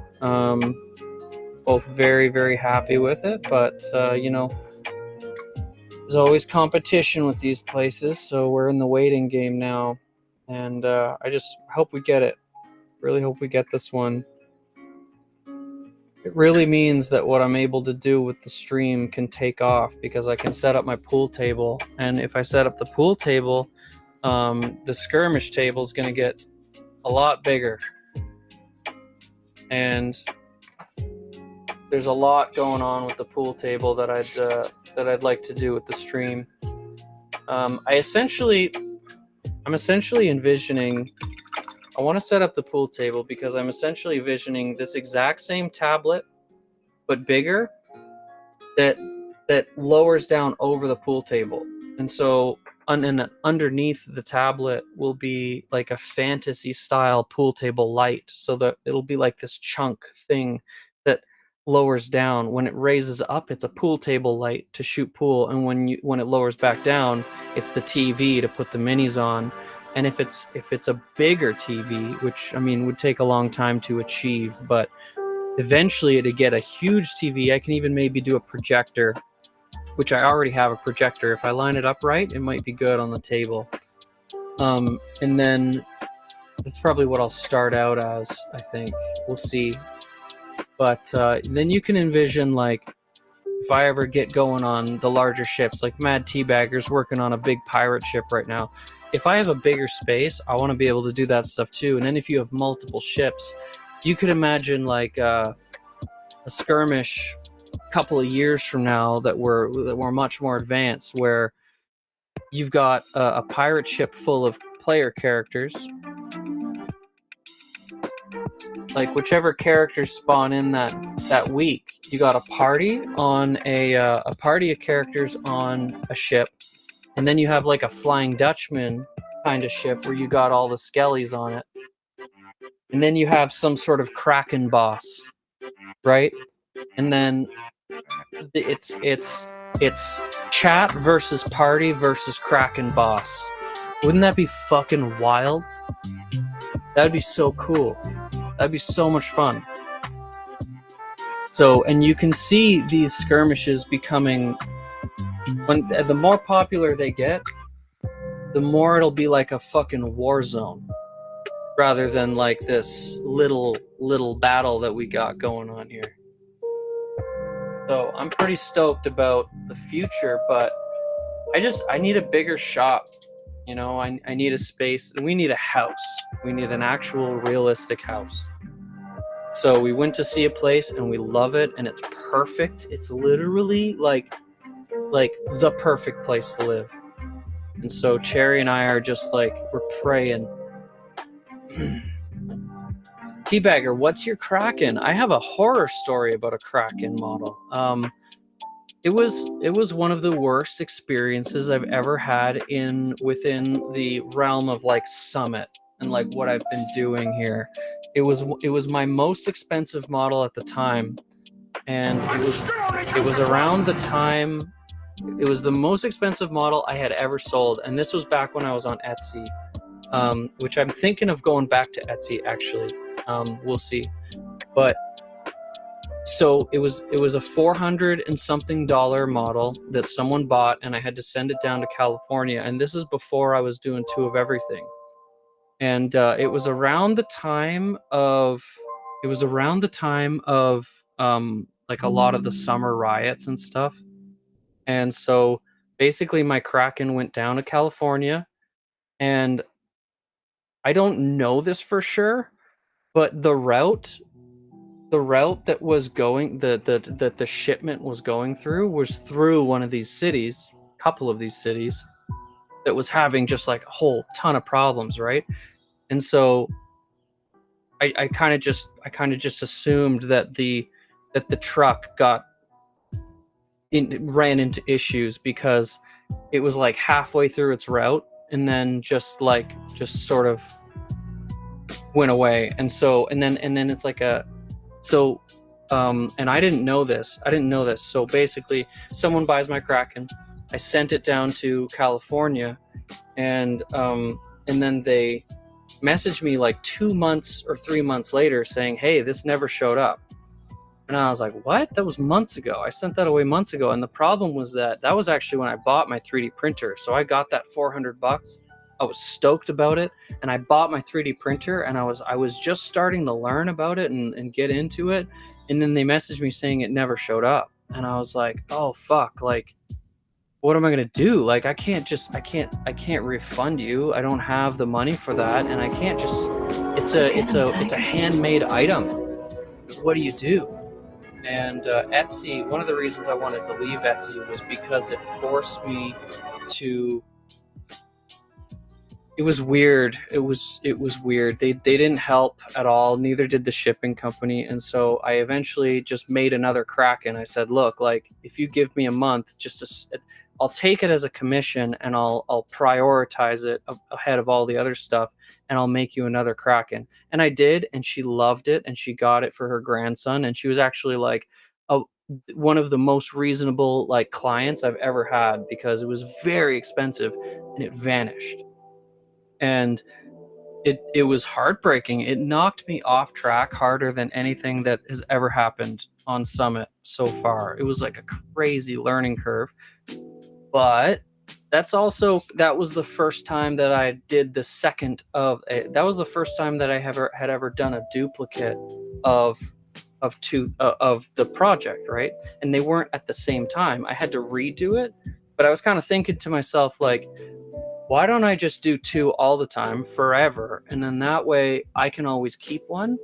But, fucking forbid anything happens to it, obviously, there would be that opportunity to send the duplicate as like a round 2. Like if I send a model and it breaks, pretty much my policy that if you send me that model back, I'll use the broken pieces to fix up and keep that one in my collection, and then I'll try it again and I'll send you the duplicate, because these things are super fragile, and it's like you can't really, unless you were to do 2 paintings or 2 ceramics or whatever side by side, you can't really do that. So like look at World of Mars, you're doing fragile stuff too. So if you send like a really nice mug to someone that you put, I don't know how long it takes you to do your stuff, but for me, I could easily put 30 hours into a character. Just a little character. These skellies are probably more like 10 hours. Like in one long day, I can completely finish a skelly model. And so that's the 2 of them, right? So really it's pretty much 5 hours per model, if you were to look at it like that. But the characters I can easily put 30 hours into or more. And so, if you send one of those and they break, it's like, man, the person on the other end might have to take a little bit of an L on having to pay for shipping twice in a row, just because I can't. But just the fact that you can have an art piece that does have a second chance at getting sent is like, I think that's really rare in the handmade art world. That's rare, and I think that's something that I'm able to do.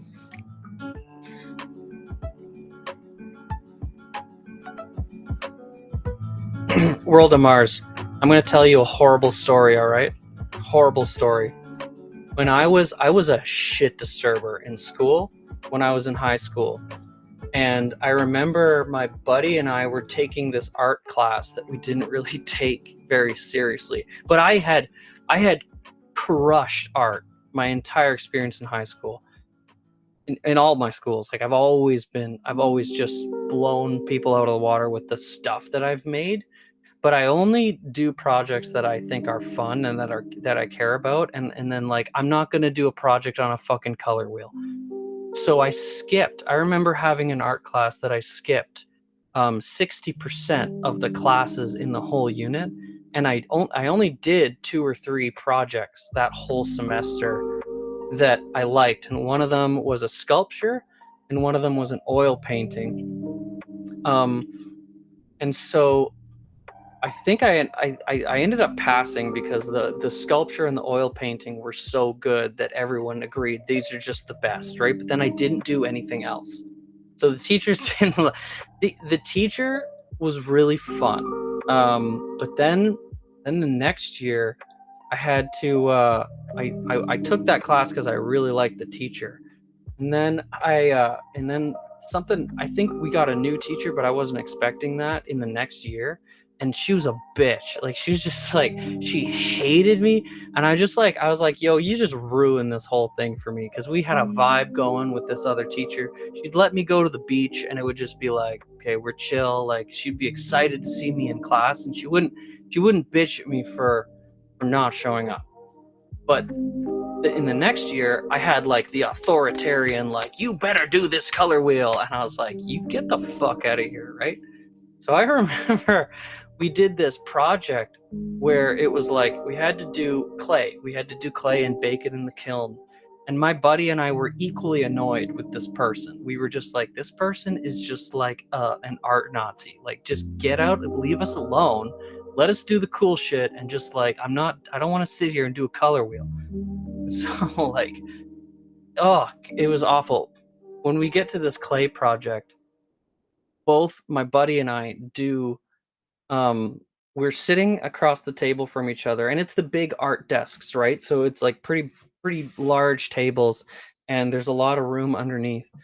And we managed to set up a table underneath the desk of like a secret project that was like top secret 007. No one in the class knew it was happening except for me and my buddy.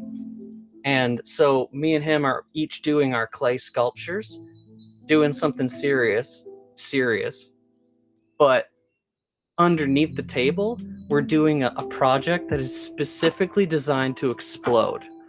And so we load up this, because there was all these examples of like what not to do in a kiln, and we did everything that we were told specifically to not do, to avoid, because they're always talking about you got to watch out for air pockets and you don't want to have little things that can fly.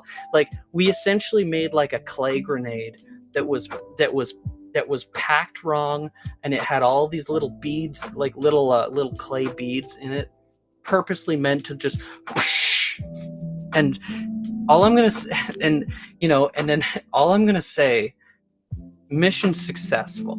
All right, it was pretty crazy. A lot of the projects are put together in the kiln, and something exploded, but she didn't know whose project exploded and what it was, because it was essentially like bits of clay everywhere, and like I think there were like 15 projects that were destroyed, including mine. But I didn't care at all. I didn't care at all. It was such an awful thing to do. It was so awful. Such a dick. But we showed her, like, she couldn't really mark the class after that. It was kind of just like, well, I guess I'll have to just pass you guys because something happened. Yeah, well, shit disturbers back in the time. I'm a lot nicer now. Try to be. I would never destroy anyone's art project, but that was because I was forced to sit in a box. And what you don't want to do is force me to sit in a box, because then I'm going to get creative in a kind of way that creativity is destructive. And like, I'm pretty good at that. I'm very clever. So, just let me fucking go to the beach, right? I think she started it.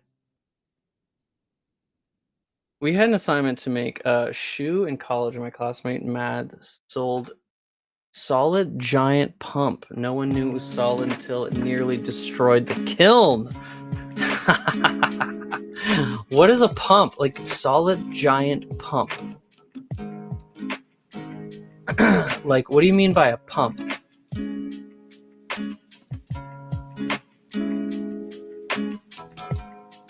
Yo, Reaper Miniatures coming in with the raid of 28. Welcome in, everybody. Welcome in. Hyper Bunny, what's going on? First time chat. How you doing, Reaper? What were you up to? What were you doing today? How are you guys? What was Reaper doing today? You guys, I'm so excited. Reaper, I think it's been a while since you raided in. And I have updates. I have so many awesome updates. First of all, I've had this idea of running a skirmish in the chat for a long time. And so now it's operational, and it was in a beta sort of test mode for a long time. And so now what's going on is people are spawning in skeletons at the beginning of the week while I paint stuff. And then on Friday, we run the boss fight, and this is how we roll stuff. And we're rolling and we're attacking stuff.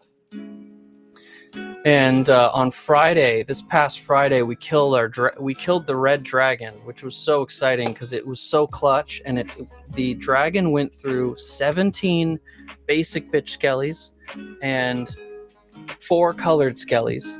And the colored Skellies are these models that I'm doing for people who accumulate 25,000 channel points based off of the little colored Skellies walking at the bottom of the screen there. If you guys want to get out of that basic bitch Skelly skin, all you got to do is type !Battle Royale, and you got to win one of these fights. When you win one, you can tell me your favorite color and we'll get you out of that basic bitch Skelly skin. And other than that, welcome in. I'm living in the woods selling D&D goods. Right now I'm working on a colored Skelly for World of Mars. So that's right here, right here. Purple and lime green, right at the bottom there. This is we're just getting started here. Always doing 2 of everything to keep one, sell one. And so this is a model that will eventually go down to World of Mars, and the duplicate is for the purpose of spawning in these characters in the skirmish. So every single thing that I do 2 of everything. So every time someone gets a character made, this is a commission I'm working on for Jackal. So she's going to get this one to use in her home campaign. And then I'm going to keep one for the purposes of her being able to spawn in this character into the fray. And so this is a way of kind of having, what I'm working on is a sort of D&D mini game with chat. And every skeleton spawned in here is representing someone in chat. So all you got to do to get up in this is accumulate 500 channel points and then redeem the Skelly spawn. And other than that, we're chilling. If you guys make stuff, join the Discord. So which of you fine gentlemen would like to join our team? Share your stuff with us. If you guys make stuff, you guys craft or sculpt or draw or genetically modify, share your creations with us. We want to see it. We want to see it. All art. I want to see all your creations.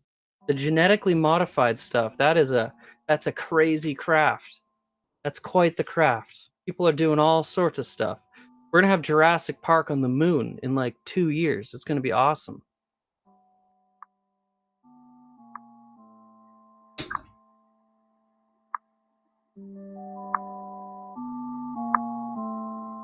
World of Mars has got this two-tone thing going on with his Skelly. So World of Mars is the purple and yellow. And so I'm making this thing. This thing's going to pop. This is kind of a weird base coat right now. But it's going to pop. This is the most recent one we've done over here. Grab a few of them. So this is the most recent. I have to base them all. I'm all out of that stuff. You guys know what it is. Don't get cocky. The Mordant Earth from Citadel. I always use that stuff to base the Skellies with, so they all match. This is what the bases look like eventually.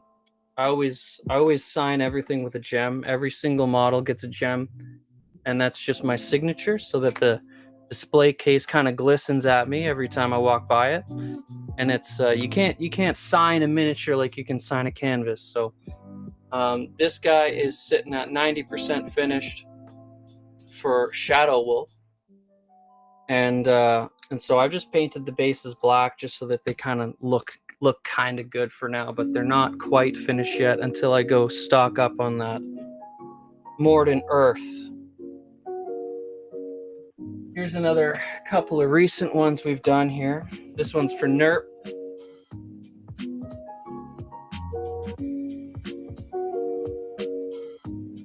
This one's for username 1234535. We got this one for Sissa.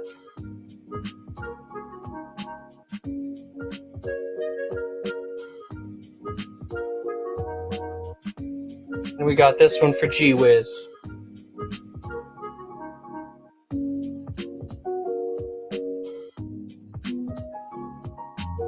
That's some of That's to my primetime lurkers that accumulate 25,000 channel points. Just a free model for hanging out with me so much. Norse Paint's turning us into popcorn. Yes, we have a bunch of random ass words that are secret words that cast spells, and you know, sometimes things just happen on the stream and it can't be explained. Listen, I don't make the rules. Also, meet Shadow. If you guys haven't been introduced to Shadow, Shadow's like Jarvis, but for D&D. And so if you guys want to talk to Shadow, just say, "Hi, Shadow, what's going on?" And Shadow will respond with a little more sarcasm than your typical bot. Hello. Need any help escaping the Ogre's castle? He's got an accent, though, you know. Lives in the Shadow realm, doesn't really know quite how to talk properly yet, but we're getting there.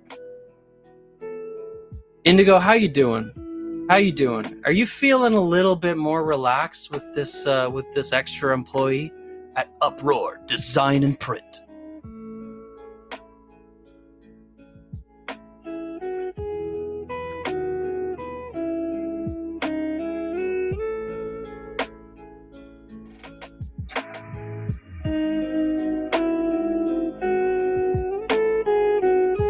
Good. I'm stoked for you, Indy. I'm stoked for you. Good. I needed you to have a good weekend. It's been so long. You've been getting your ass kicked. What are we rolling for, Indy?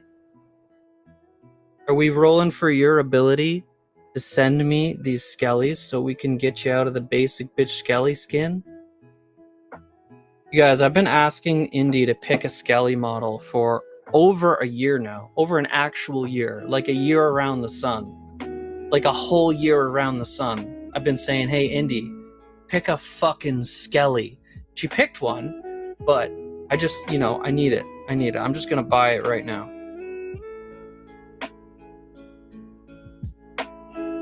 Yeah, send it to me, though.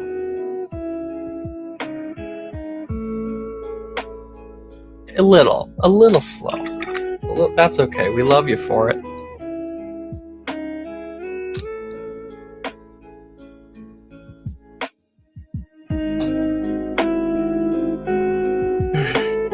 I wonder what it would be like playing D&D with Sassy the Sasquatch. I'm not sure I know who that is.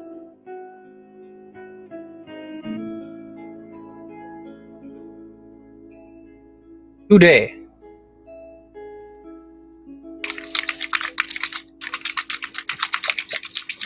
Geese! Oh, Geese. I have news for you, buddy. I have news for you. Check this out.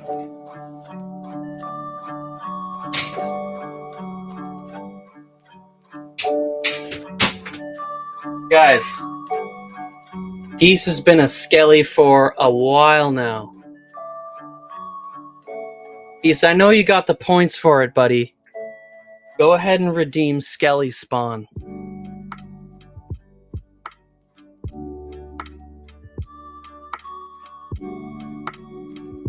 Geese has got the Blood Sword.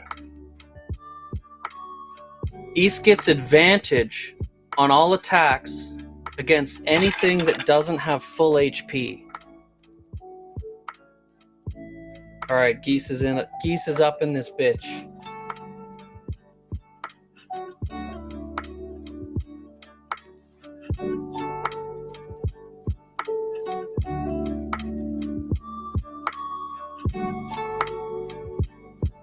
So Geese, we're gonna run this on Friday. You get one. Everybody gets one Skelly spawn per day. Yep, new map, new monster. We killed the dragon. It's a new fight. It's a new fight now. Right now we got 1, 2, 3, 4, 5, 6, 7, 8 Skellies. No. 7 Skellies and 1 character on the board. You guys can spawn 1 character per day. So this is the Leonin Paladin that's been spawned in. And this is just going to accumulate throughout the week. And then on Friday, we're going to run it. See if you guys can take out this Cyclops.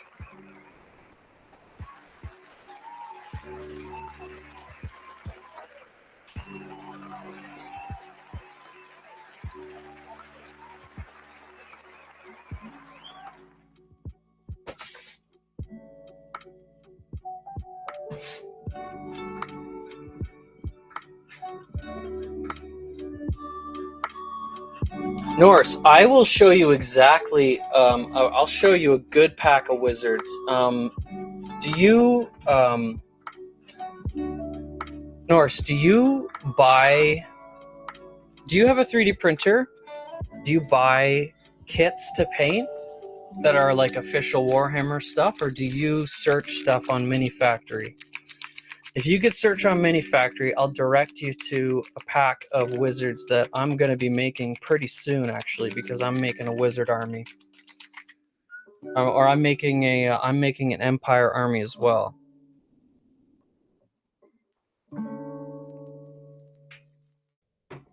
It's a really nice pack. It's like battle wizards. It's 1-page rules. It's just type Empire and Wizards. I think that'll be pretty good to find. They're themed with the elements. So you got like a fire one with a little newt, like a fire newt. Then you've got an earth one, and it's kind of bringing up a bit of an earthquake, and he's got a little warthog. And then the water one has an octopus. And the air one has an eagle. And then I want to say that there's one more. I want to say there's another one that's like a demon or something like that.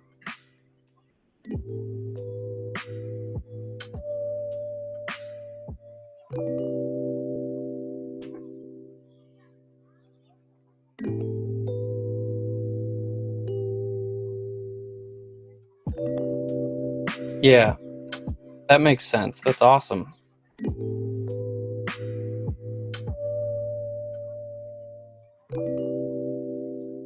Yeah, it's a good way to get into all this for sure.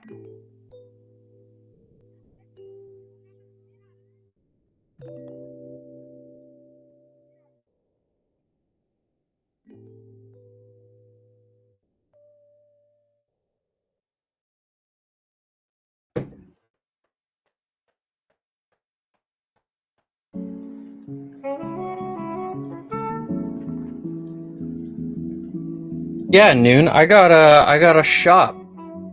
Check out the links. Go click around in there. You'll find some cool shit.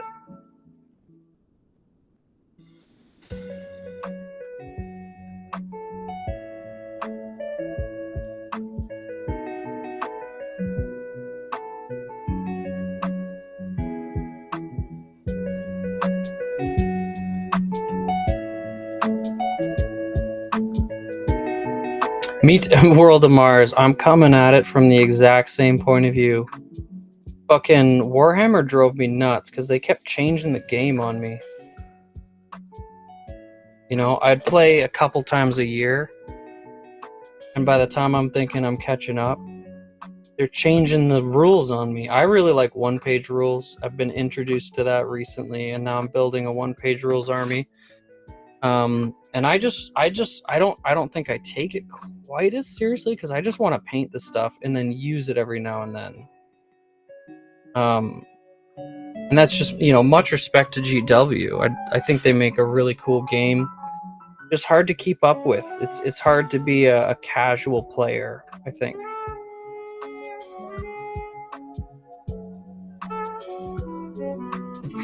So 1-page rules is really nice for the ability to just kind of jump into a game. I was playing with Wrath on Tabletop Simulator, and he was able to teach me the whole game in no time, and it was so nice. Very leisure. Fell in love with it right away, and it's also something that I'm accumulating a D&D collection.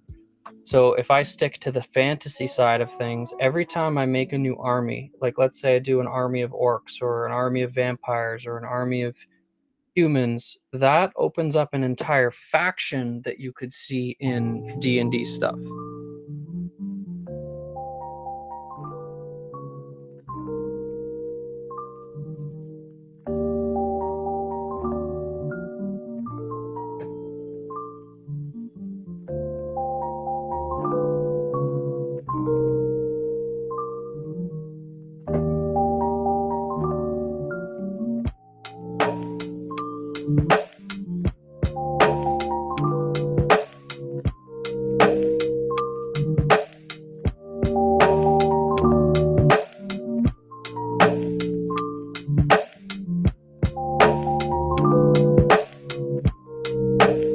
Gonna need a couple of coats.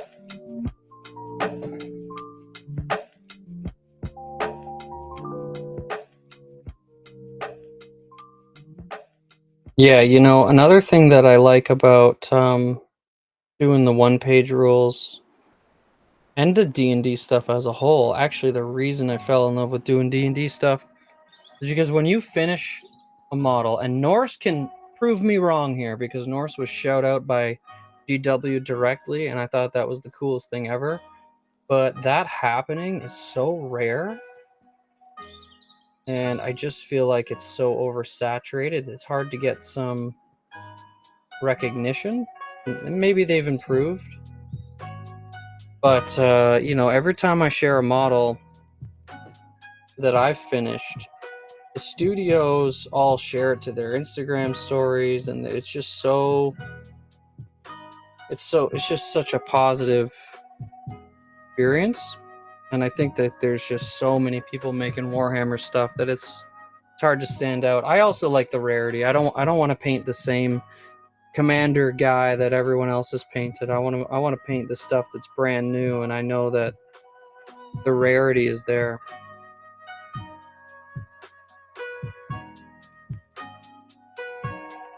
Making D&D characters for people is kind of like doing a tattoo, I think. It's an idea that somebody has.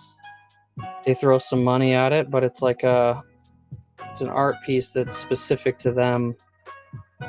And the GW stuff, you know, there are some models that would pass as a D&D character for sure. But it's just that model will be so common out there in the world that it's not as personal.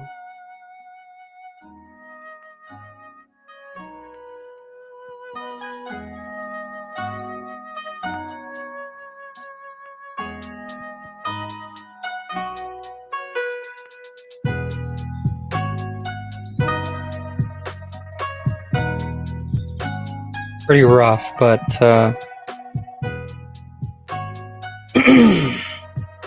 yeah, Norse. That would be so exciting, dude. I was stoked for you.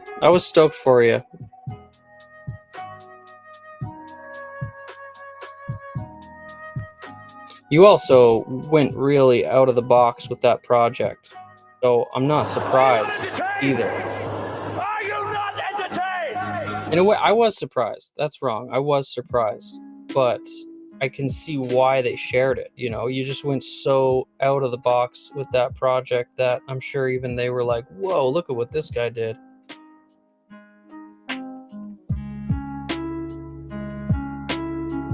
You should display that little thing. I don't know Norse, like, how do you display your models? Do you have a nice display case? Or I would say that for that one, just because of how fragile it is with the egg and everything, and now that GW shouted out, like, you could take a little tiny screenshot of that and put it in a photograph and then display it with like a baseball display case. It's like they're really, really cheap on Amazon. Search a baseball display, and you'll see all these little tiny glass boxes that you could put that guy in. I think they'd be the perfect size.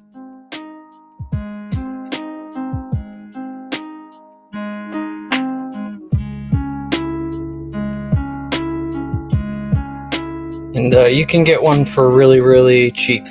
You don't have to you don't have to get a light up one or anything like that, but just to kind of protect that, because it is so fragile with that egg.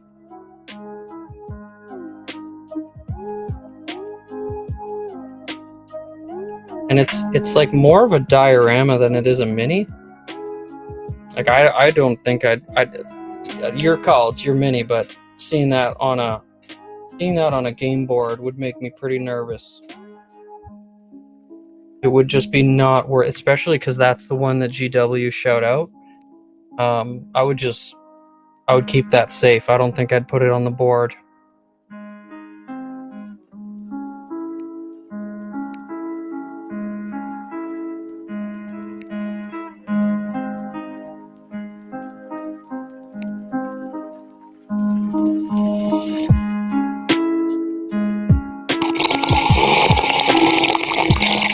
Hey, Norse Paints, thank you for the hydrate.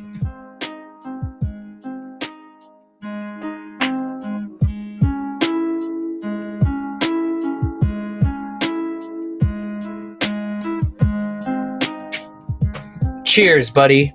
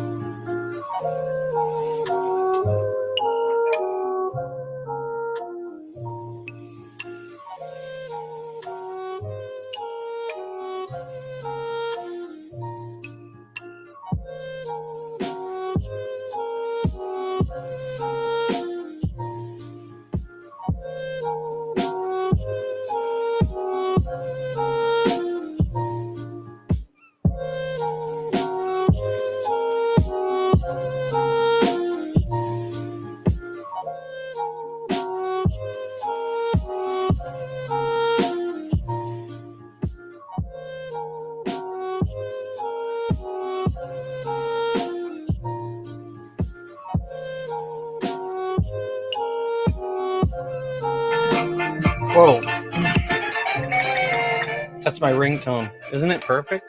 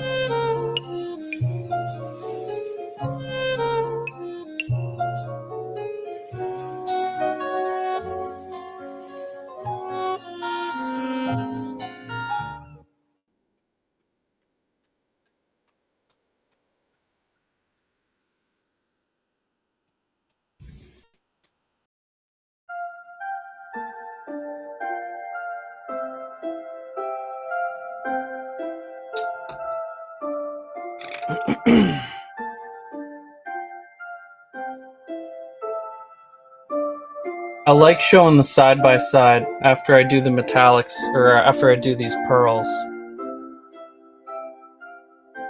Still needs a wash.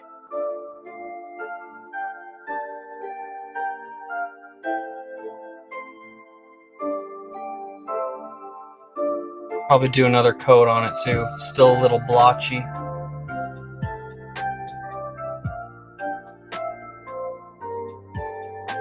Pulling it up to the camera helps me see stuff that I don't actually catch with my eyes. It's kind of cool.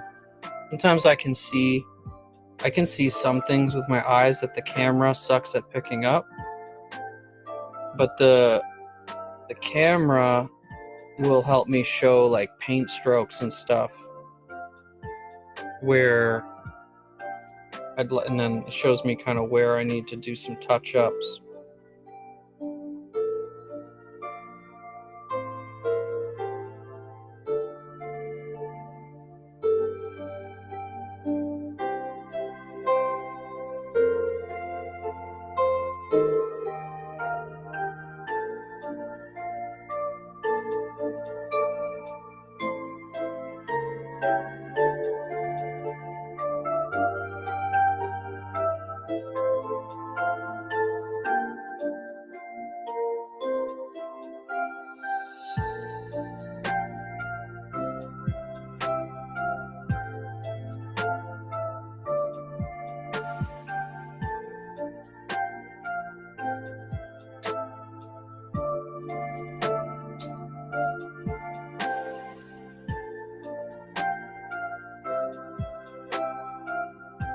Damn, chat, I missed a spot. Can't let me miss a spot. What the heck? You guys, you gotta say, hey, you missed a spot. And I'll go, oh, thanks. You guys are equally responsible for this model. Equally. Go team.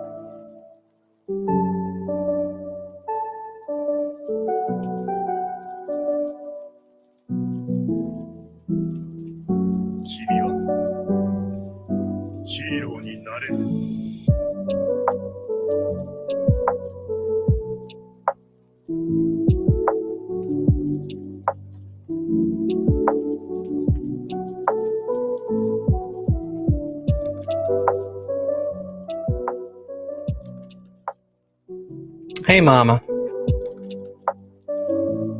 We're having so much fun out here on the internet. We killed a dragon last week.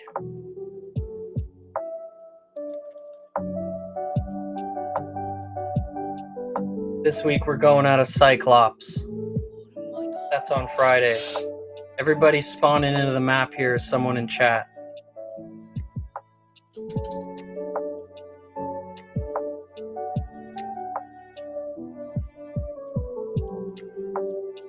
I have a staff meeting today, so that's why I'm on early. So tomorrow my shifts start. And that's good. So that's good. Today's just awkward timing on the staff meeting, but that's it. And then I'm going to be back to my usual schedule tomorrow at 5. But today I just wanted to hop on and get some done because the meeting's at 5.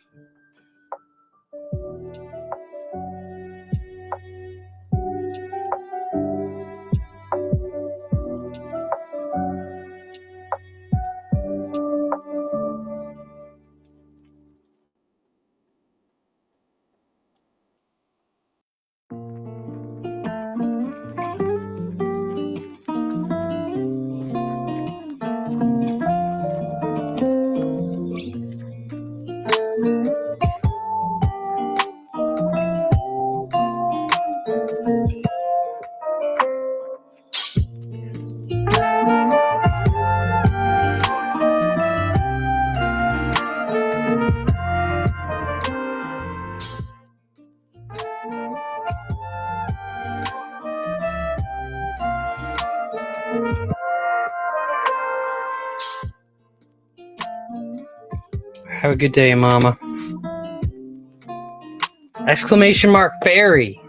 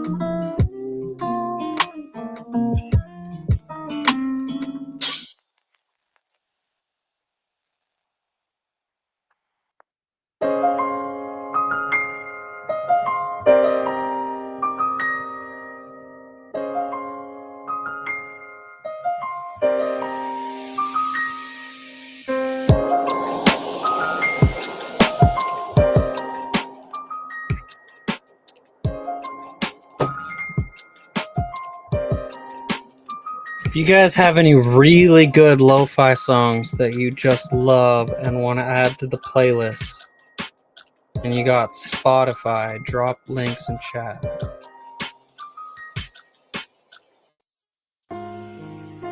We'll listen to it, and we'll judge it, and then we'll press the button, or we won't press the button.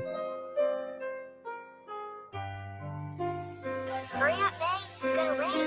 Okay.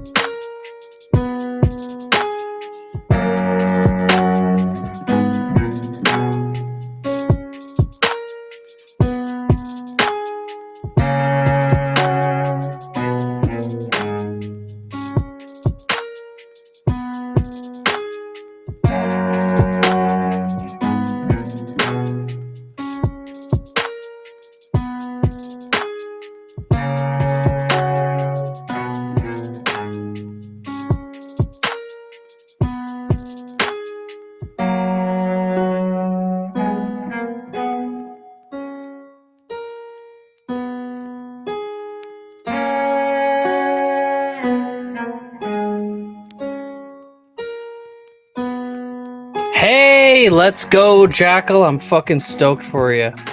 We printed up your direwolf, too. I actually just cleaned it off this morning. Probably dry by now. I can break the supports off. Your character is coming along.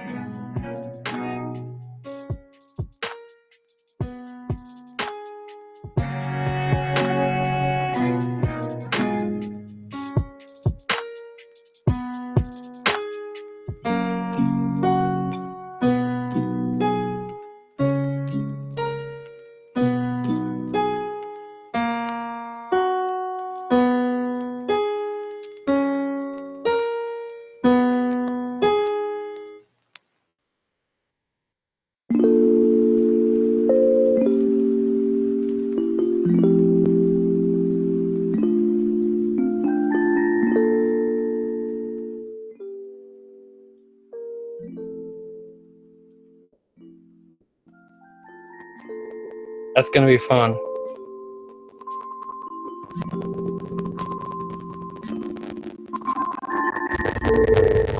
How you doing, Jackal?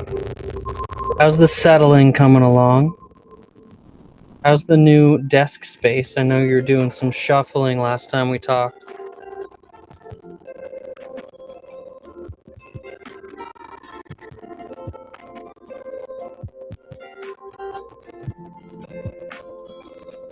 Oh, that's interesting that they came separate. You know what? They're probably totally different factories, I bet. It would make sense, because one would be like, here we make clothing, here we make the mugs.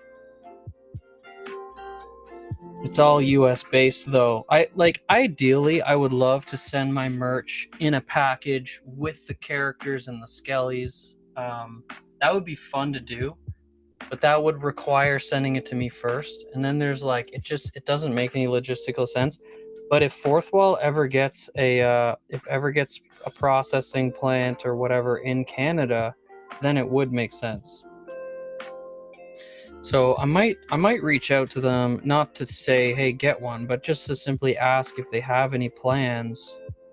Because they might say, yeah, in 2025, we're opening up a Canadian plant. And then that'll be a good thing to look forward to because that would be much more fun than sending it in all a bunch of separate packages. But you know, either way, I'm stoked you won stuff.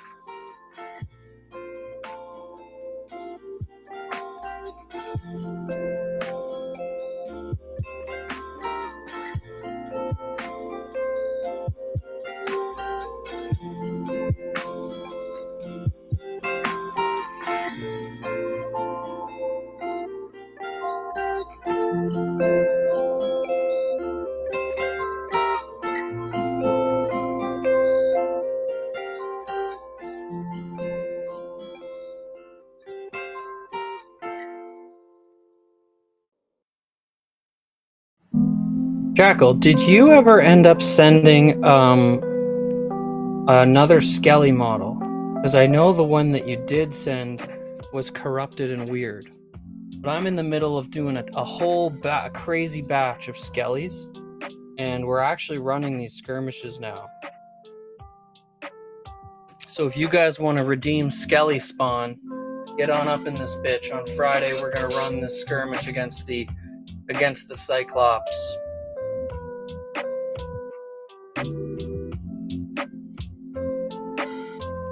So now my drives broke down, so I don't have the space. Oh yeah, that's okay. Well, Jackal, why don't you just like they're $3? Like don't worry about the cost of it. Like if you just find one that you like online, you've sent me so much free stuff. It like don't worry if you can't get the actual Skelly, but I want to get you one. I want to get you a Skelly, Jackal. It's been far too long. So just send me a link. Send me a link. You know, that it's no problem.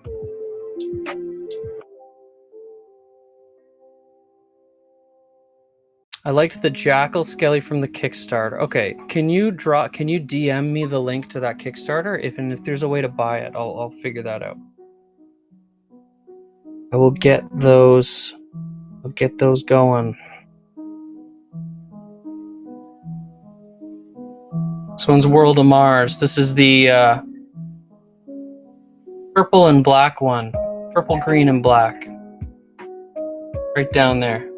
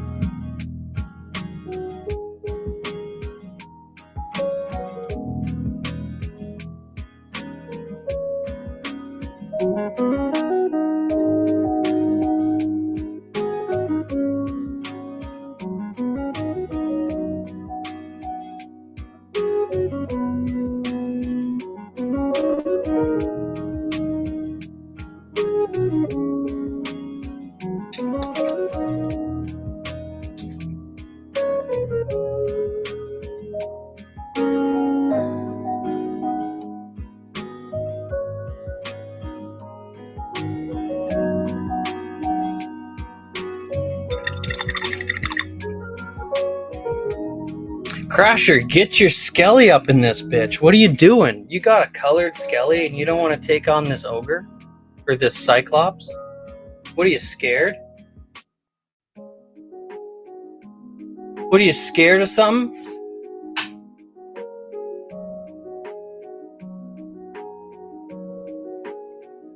Join us!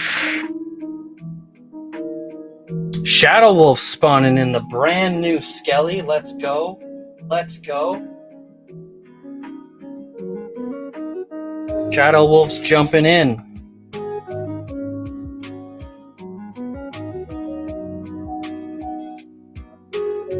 This Cyclops isn't going to stand a chance.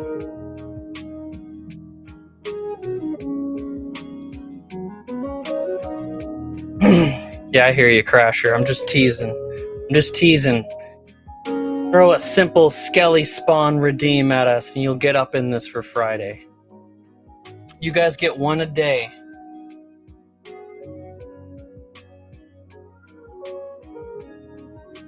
If your colored Skelly's already in the arena, then you're coming in with a posse of basic bitch Skellies.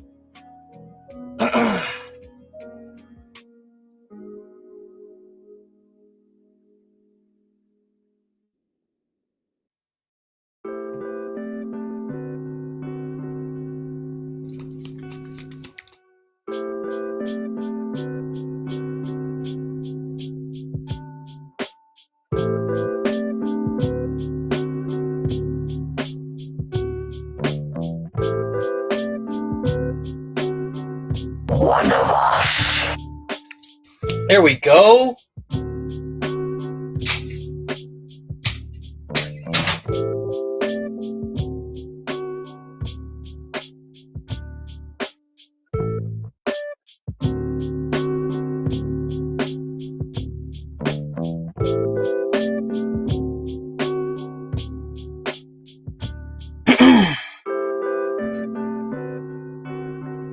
Crasher, thought of a new rule for your Skelly. I'll have to redo the stat block. I like the berserk thing we did, so I wouldn't take anything away from it. But what I would add is if you crit fail, you drop your weapon. So you'll do less damage and you'll get the unarmed strikes going in, but you'll get advantage on every single attack going forward. I think that'll be a good way to do it. So up and up regularly, you'll have your axe in your hand. But if you drop it, then you go berserk, and then you get advantage on every single attack with unarmed strikes. I think that'd be pretty cool.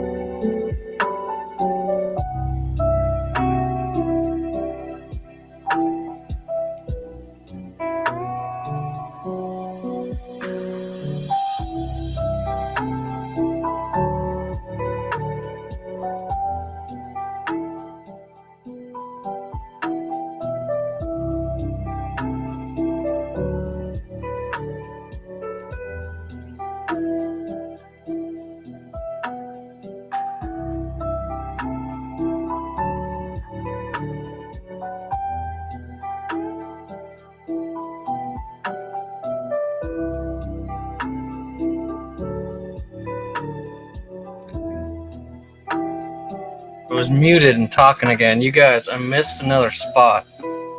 What is going on today? You can't just let me miss spots.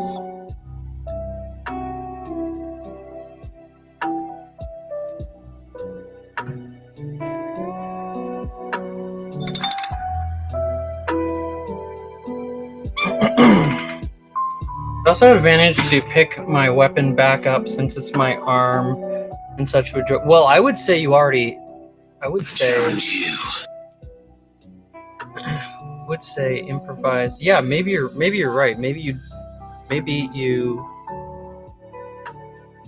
if if you crit fail, you won't lose your damage. You could do it that way too.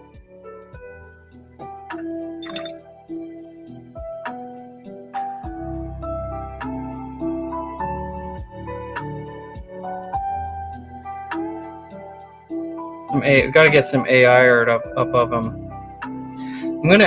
I'm surely gonna end up just doing a whole day of a bunch of AI art for Skellies.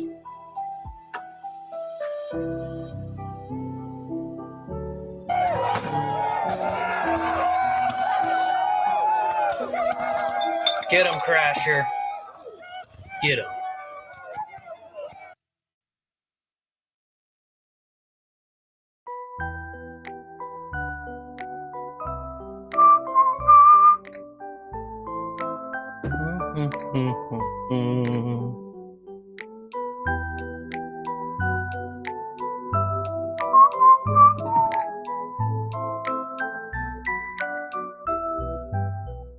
Yeah, baby.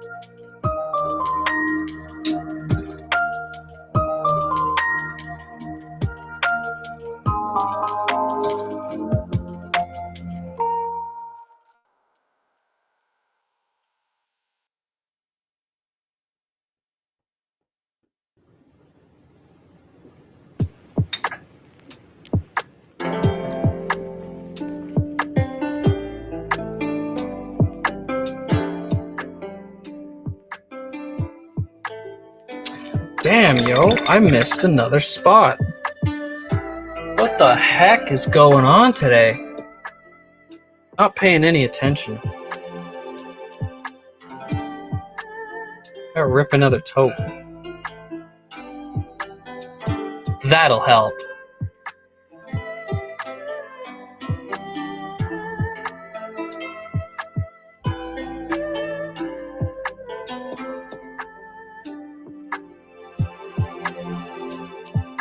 Yeah, Crasher's falling behind. Are you not entertained? Are you not entertained?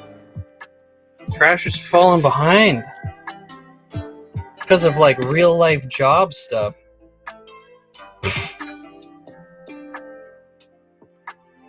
Get your priorities straight, Crasher. Come on, buddy. Gotta take on that pile of shame. How are you supposed to be taking... How is a pile of shame supposed to take casualties? You're out there doing jobs. Fucking nut bar. Yeah, I hear you, Mark.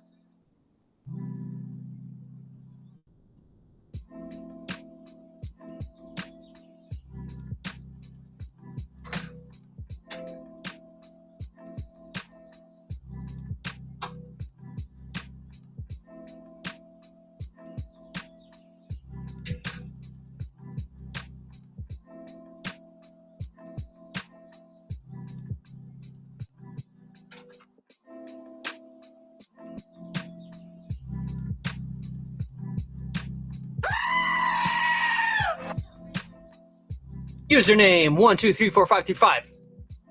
You want to get up on this bitch? Get in there.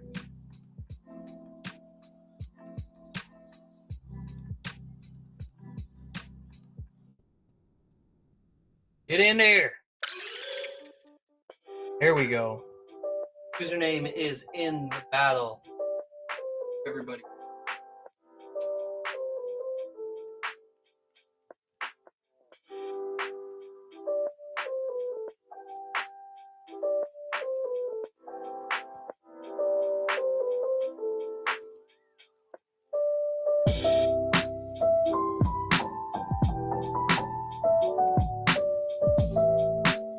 Running this on Friday.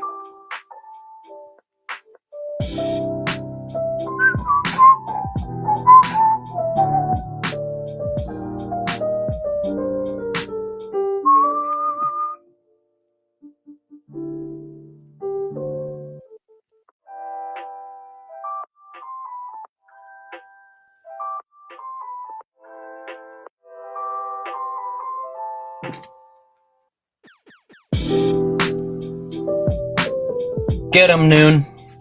Get him.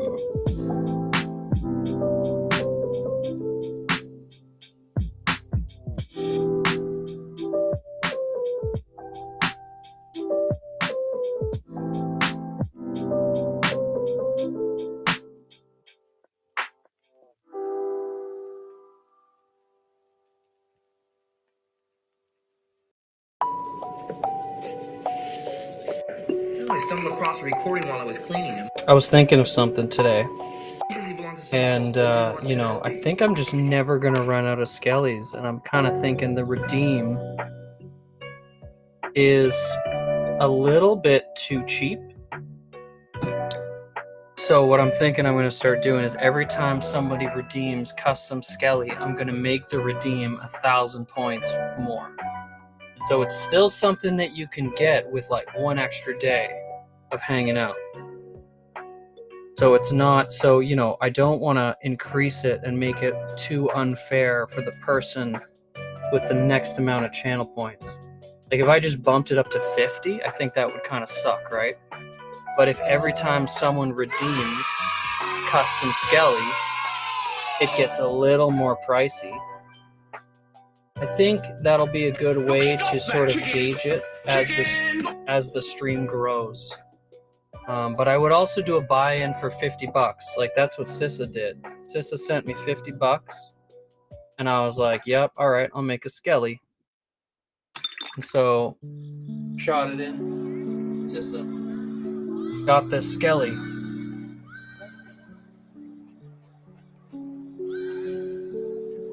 So I think that's a pretty good buy-in. Doesn't have to spend the points. I know it's kind of pay to play, but you know what? I'm streaming. I'm trying to, you know, it'd be really cool to make this a job one day, you know? A little income, but it's not anywhere near where it needs to be, but it's also chill. How do you make a chill stream do well? I think it's going to have a lot to do with the skirmishes at the end of the week. I would also say that I would even break up the skeletons as far as like, let's say a colored Skelly subscribes at tier 3. Maybe they have more health. Maybe they do more damage. That'd be kind of fun. That'd be a good way to You know, everyone's going to start off base mode, but maybe there's like another level that they can do. And then that can change based off. I think everyone's going to get one forever, just because if people got multiple, I think I would never be painting anything but Skellies ever again for the rest of my life, and then it would be kind of hard to tell who's who, because there are a lot of very similar schemes that you guys have.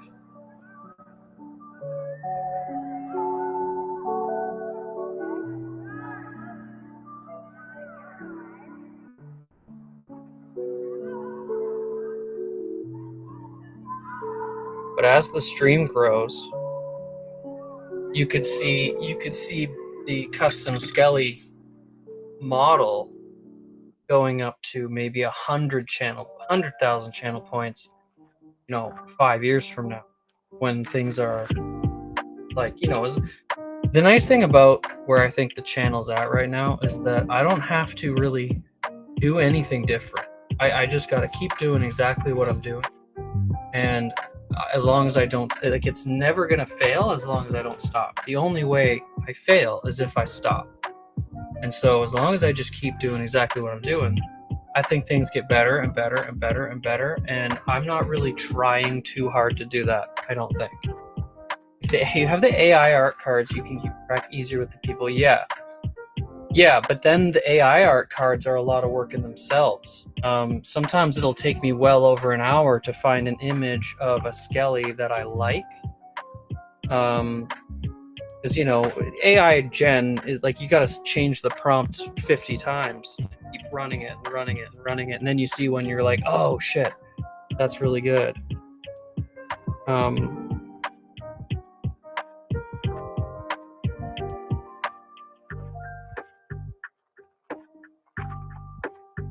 And then the characters that are for sale, I think it'll help drive the sale of the characters as well. Because just like Silent, when we did the card for the dragon, like when somebody buys a model, that's when we name it, and that's when we think of their abilities, and we make them some art, and we do some stat block stuff. I think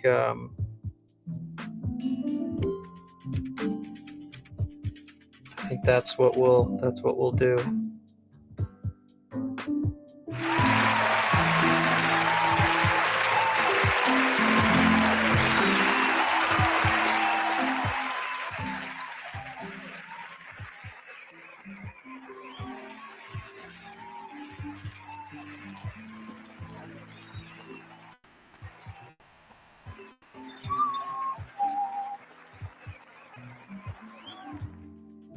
Yeah, Norris, I'm stoked about that one. It's going to be very fun. You picked a very, very good color scheme.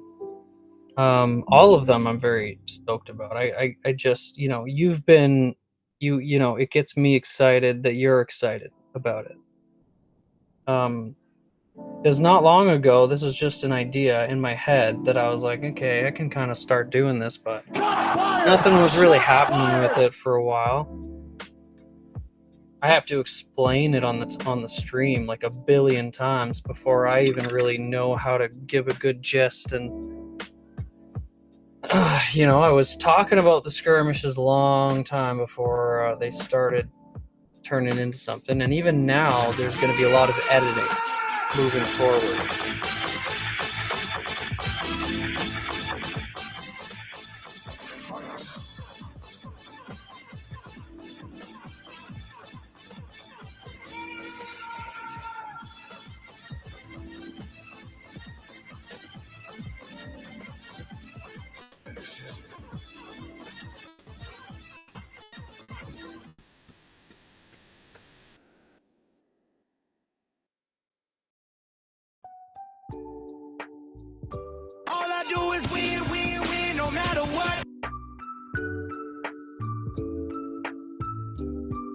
I said get him, Noon, and then you got him. Glad we're on the same page even when I mute myself. Just so you know, you guys, just so you know, when I mute myself, I'm trying to avoid sending this at you.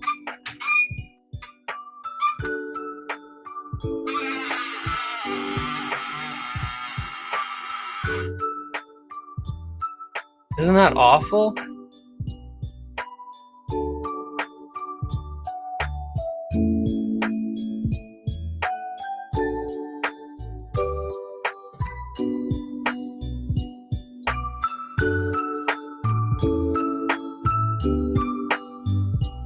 You can wander through the forest. You guys like Adventure Time? It's a mind fuck. 10 out of 10, would recommend. I'm gonna get some coffee.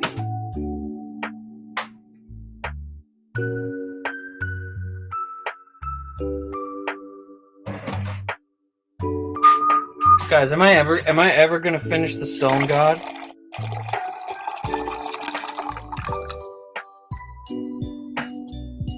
Maybe I just paint skellies on the stream, paint other stuff off stream. I don't know. I don't want to give it a rule, but I get way more done when I'm offline, listening to like a podcast or chilling in Discord or something. I was having an awesome hangout with Shadow Wolf on the weekend.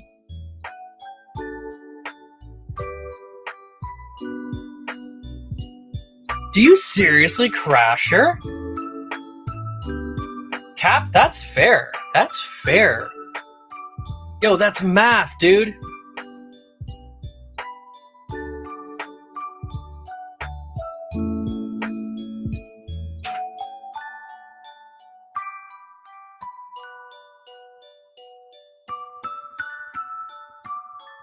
BMO is my favorite character in the whole thing.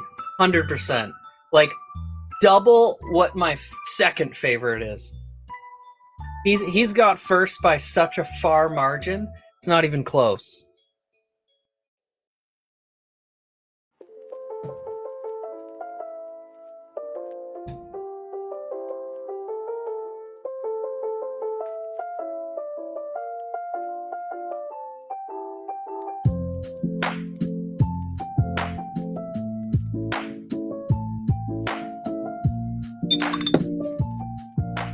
All right. We're gonna name Norse's sharpshooter here.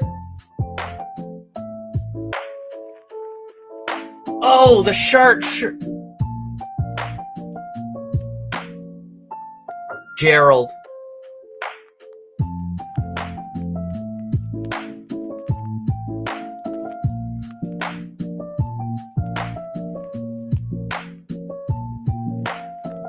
Clumberbottom.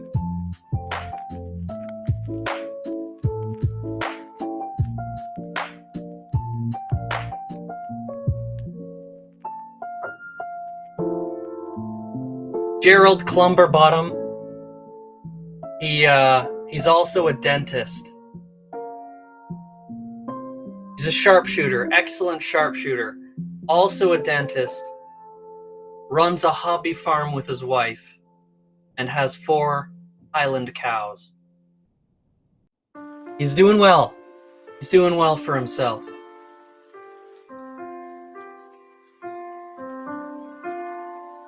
Nope. Too late, username. Too late. Maybe we'll hold on to that one for a future Norse army character. Nope. It's got to be the first one. It's got to be the first thing. Can't go. You just got to stick with the first one. What your gut says, you know. I just threw it out there. Gerald Clumberbottom, the dentist that runs a hobby farm with his wife and has 4 Highland cows. He's enlisted into the army and he snipes for the Empire.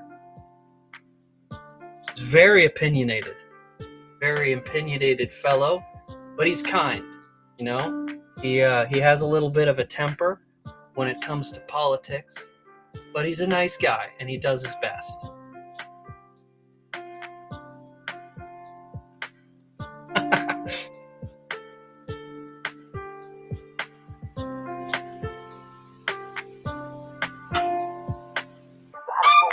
No, I love that model, hey. That's a really nice model. That's a fun one. I would paint that guy. I would make something like that. I haven't done any of the like old school guns like that.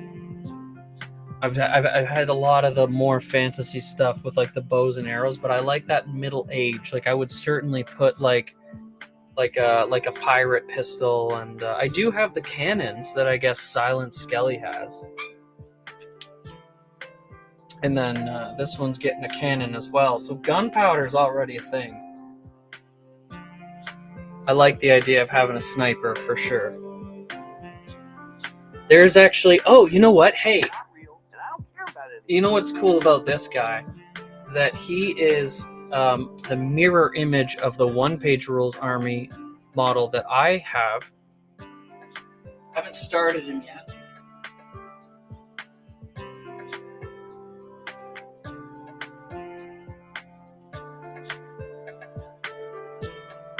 Check out this guy. I love that you posted that because I have this one printed and ready to go. So he's going to match the Griffin.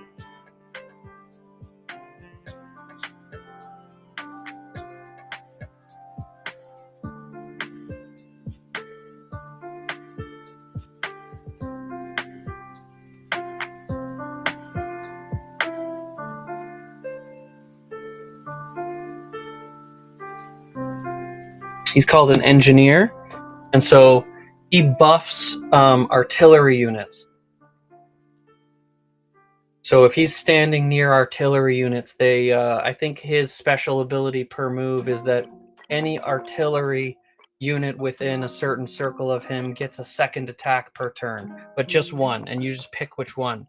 So my strat is I'm gonna have all 4 different types of artillery units. And he's just going to be there in the middle. And then he's also going to have a pet. He's going to have a pet that makes it so that you can't spawn in an enemy unit within a certain range. And then you're going to have archers that are a little bit forward in the map, but they'll be able to turn around and shoot at anything that's attacking the artillery units. And he's just going to buff one, and so I'm going to have like essentially 5 artillery units attacks per round, and I think that's going to be absolutely devastating. And so this guy is a key component in that strategy.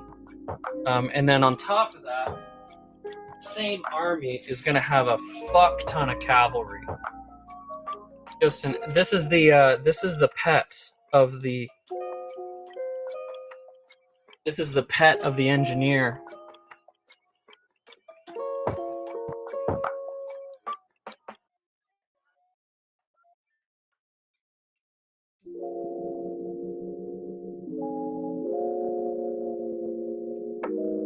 So, I haven't gotten them broken off yet, but I printed them. Here's one of the artillery units. So there's a large cannon that's like a heavy cannon where the cannonball is massive, and then you have a regular cannon. You have a rocket battery, and then you have.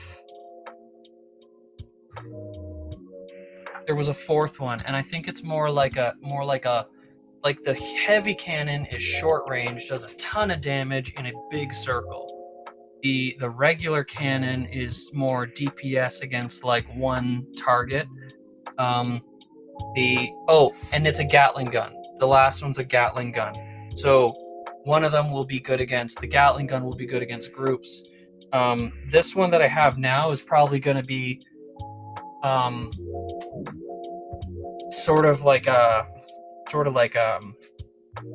probably an AoE, but like still like a bunch of little explosions.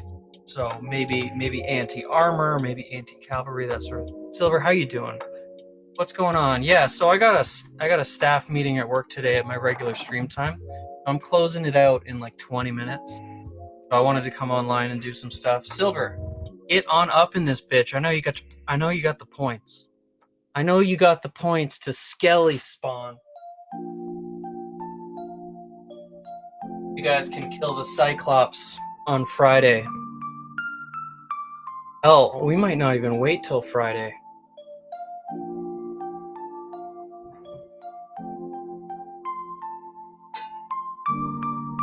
Do you guys think it would be better to do a smaller skirmish every night at the end of the stream I don't think, I'm just coming up with this now, so I don't think I'm going to do it now.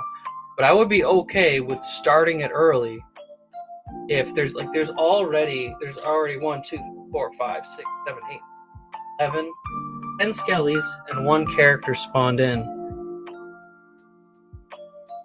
DJ, oh my god, I didn't even see your monster spawn, buddy. I didn't even see that.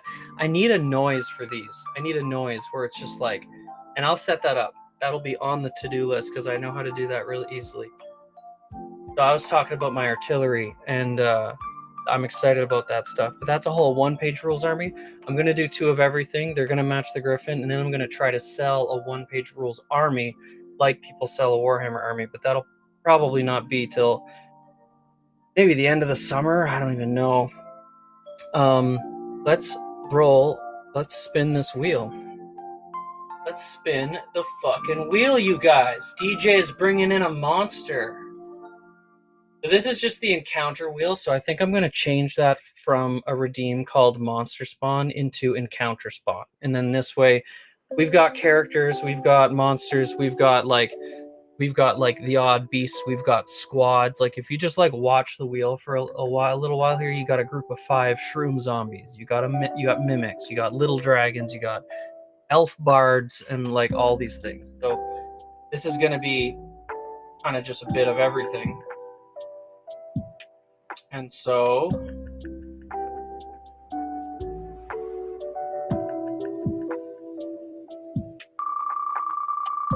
what are we going to get?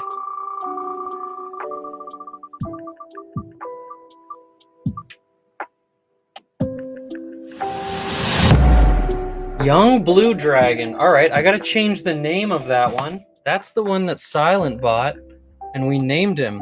What do we name him? Meter. That's Meter.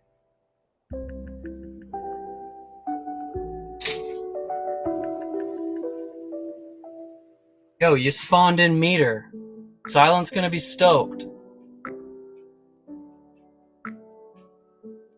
I'm excited about that. I'm excited about that because we already have the stat block for him.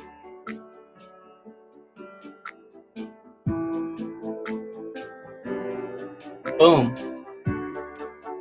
There he is.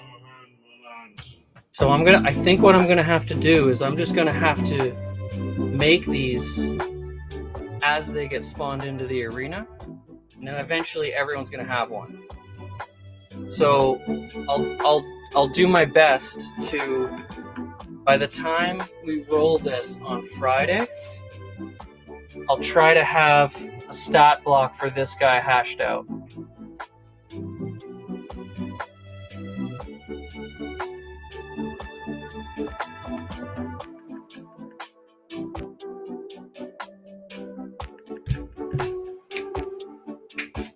Yeah, man, DJ, nice spawn.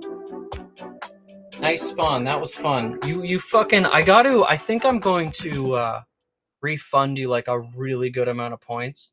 Because you were just burning wheel runs on the 2-year party.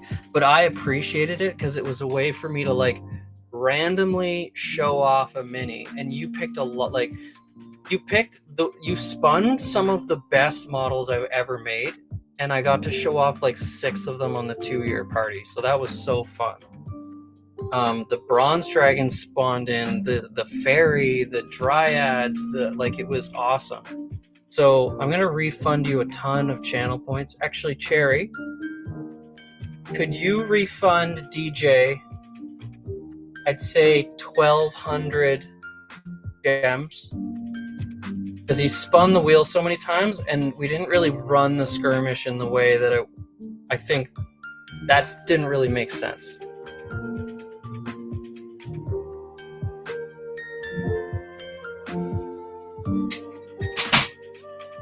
But it was awesome.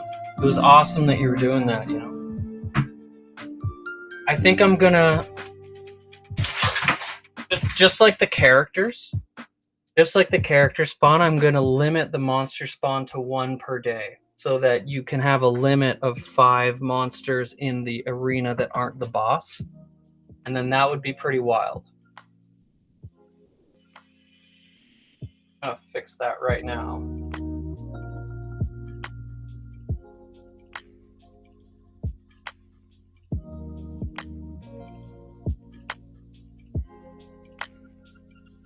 All right, so this might be the only chance that anyone has to. Let me know if you guys can redeem monster spawn again, because this might be the last time for the rest of time that you guys are able to spawn 2 monsters in a single day. But you know what?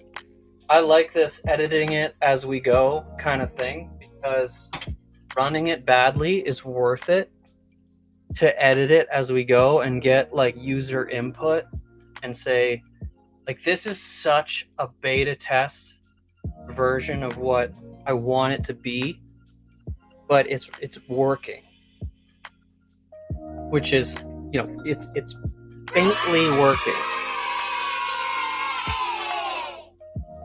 So this time I wanna have more moving around. When I rolled the dragon, it was kind of just, hey, line up and attack the dragon. I don't really want it to be that way. I think I want it to be a little bit more like, I want there to be obstacles and traps and issues on the map that different things can run into.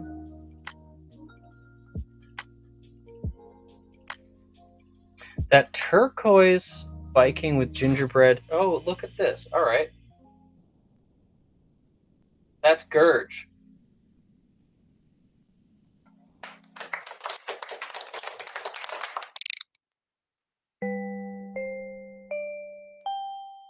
Oh yeah, that's the ice giant. Hell yeah, those look so good. And we're doing a fire giant too. Fuck yeah. Hey Gurge, this is awesome. Gurge, are you chilling? We gotta get Gurge. We gotta get Gurge a Skelly. Did you guys know that Gurge was the one that made the Discord? It was so funny. Gurge, one day when I was like back at the old place and I was like, I didn't know fuck all about streaming. Gurge was just like, yo, you need a Discord. And I was like, I don't even know really how to use Discord. Like, what is Discord? I had it already for the various like voice chat phone calls that I've gone into, but I never really was in servers. I was just like, I would use Discord as like a join a party to play and chat while you're in different PC games. And then Gurge was like, you need a channel. And I was like, well, I don't know how to do that. So he made a Summit Forger Discord and then gave me permissions and then deranked himself. And all of a sudden we had a Discord. And since then I've learned a lot more about it, but it's been awesome. So Gurge has earned a Skelly and a half. Gotta get Gurge into that Skelly mode.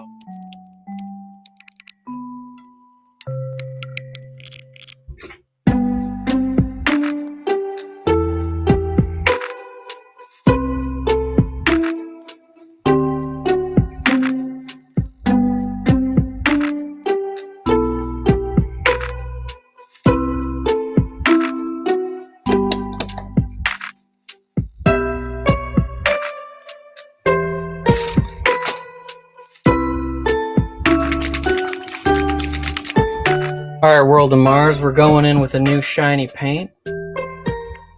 Pearl Kiwi Lime. This shit is fucking gorgeous.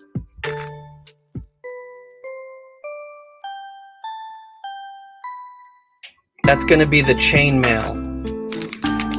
Also, the gem is gonna be similar. There's a big gem on the shield here.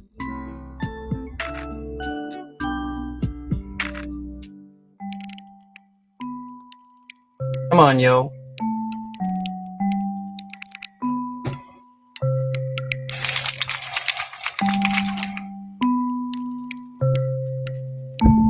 No, you're the gem, Matry.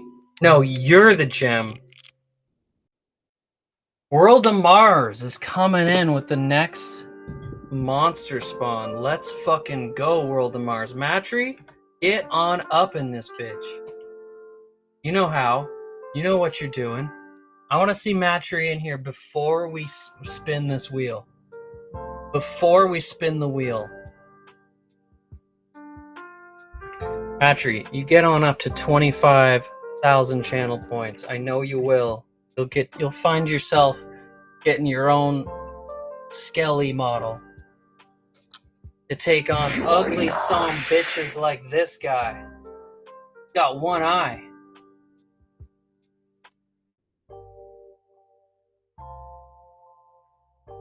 All right, Matry's.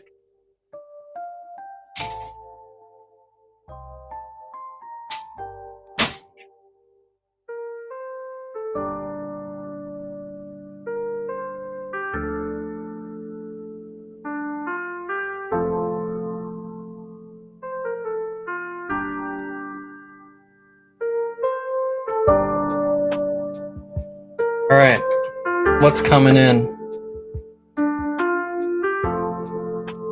Gonna be? What's it gonna be, chat?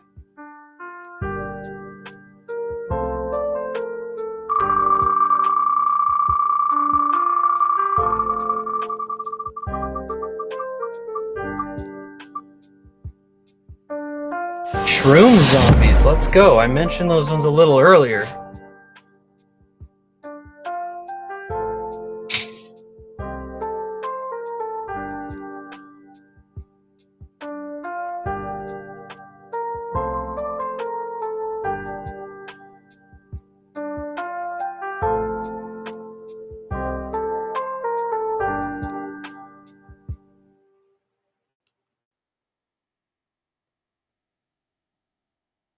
So these guys are gonna cause some absolute nonsense.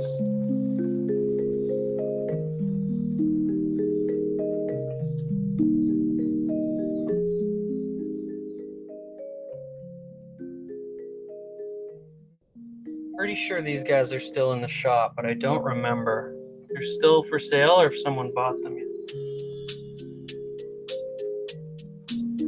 No, they are there. Okay, yeah, they are there.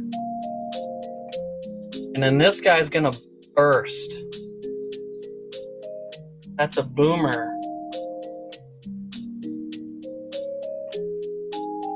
Boom.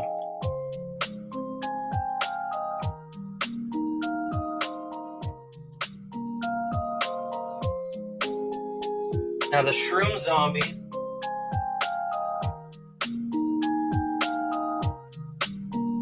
They're not necessarily on the same team as the Skellies or the Cyclops. And that actually goes for the... Maybe that doesn't go for the characters. Maybe the characters are in amongst the chat. I like that. I like having 3 teams. Right, map boss, which would be the Cyclops, versus chat versus monster spawns.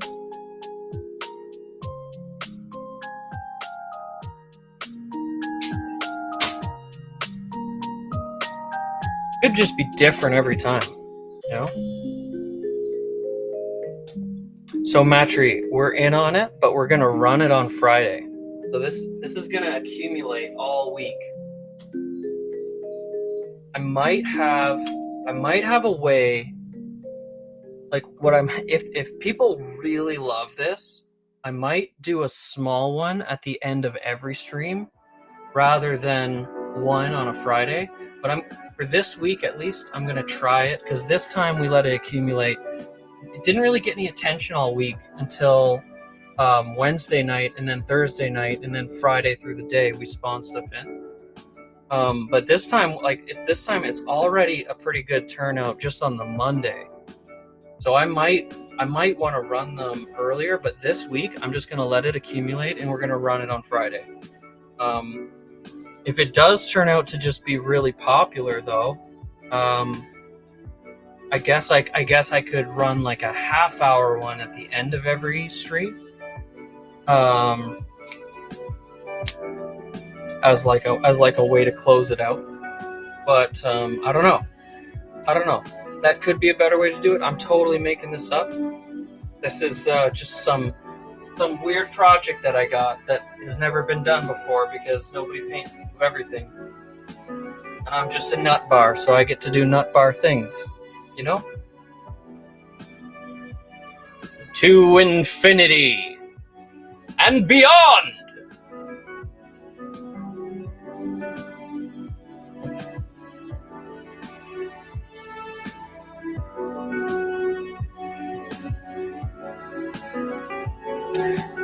Click around over here. Matry, this one is for World of Mars. You'll see right here, walking down, the green and purple Skelly. World of Mars is hanging out in chat. You guys go click around on those links and you'll find a mini market.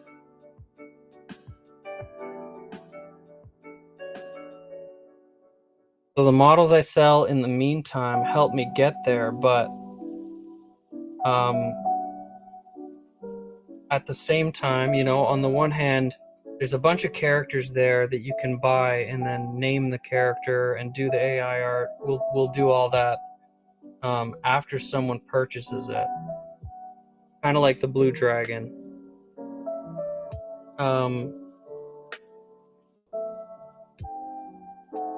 But the monsters, you know, they're a little different. I would say that if someone buys the monster and they want to do a monster spawn rather than spin the wheel, it would be their choice to spawn in the monster that they bought. So that's just, but yeah, it helps me get there. But then the other thing is commissions, right? I mean, I really don't want to upsell my lurkers. I mean, it's not something that I really like to do.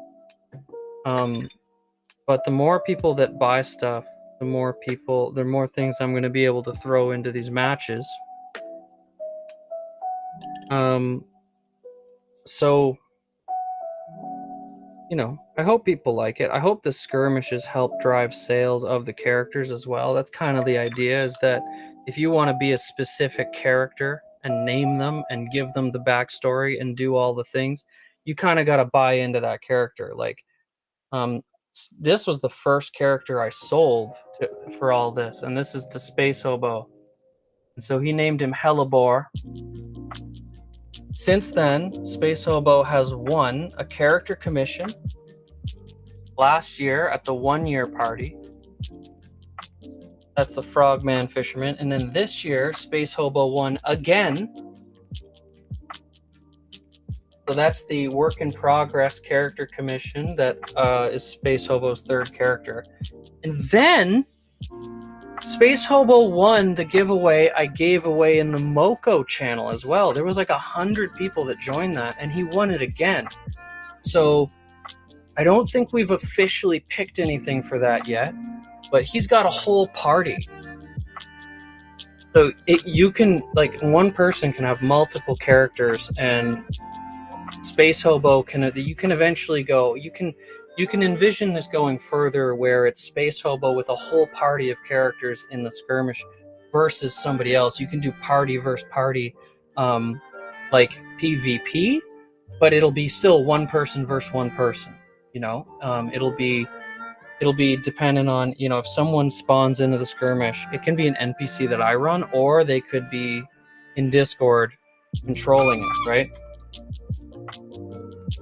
Hobo got crazy luck, but I've been telling you guys for years that as you level up, you gotta put points into the luck skill tree. You gotta put points in the luck. As you get those level up points, it's essential that you give luck some attention. And if you don't do that, look at how it's paid off for Space Hobo. He's taken my advice, and he's like, hell yeah, yo. I got a whole party. Like, he's way ahead of everybody except Silent. Because Silent also has a whole party. I think Space Hobo has officially surpassed Silent, though, in the number of characters because of that one extra win. But Silent has a monster that is going to be coming up, which is going to be this giant. I still got to base her, and she's been sitting here for a long time on the back burner. That's probably one of the models of pile of shame models that has just been sitting there for far too long. But I've been pretty busy doing stuff, right? So that's going to be a, she's going to be a barbarian giant with a blood axe. The axe needs to be cleaned up. As it's been sitting here, it's gotten glitter and animal hair all over it, and I really got to clean up this model from sitting for so long, but I just need a good base for her, and she's done. So that one's going to be going to silent with the characters, and so potentially you could see people owning different monsters. Like, here's the thing, guys, like one of the things that has come to my mind is that, and this is a dream, this is like a very long shot in the dark, but we're already at the point where Mr. Beast has bought one of my monsters, and you could see other streamers buying monsters or characters, or, you know, famous people that have more clout than I have right now. Mr. Beast came in and bought my Hydra, and so you can imagine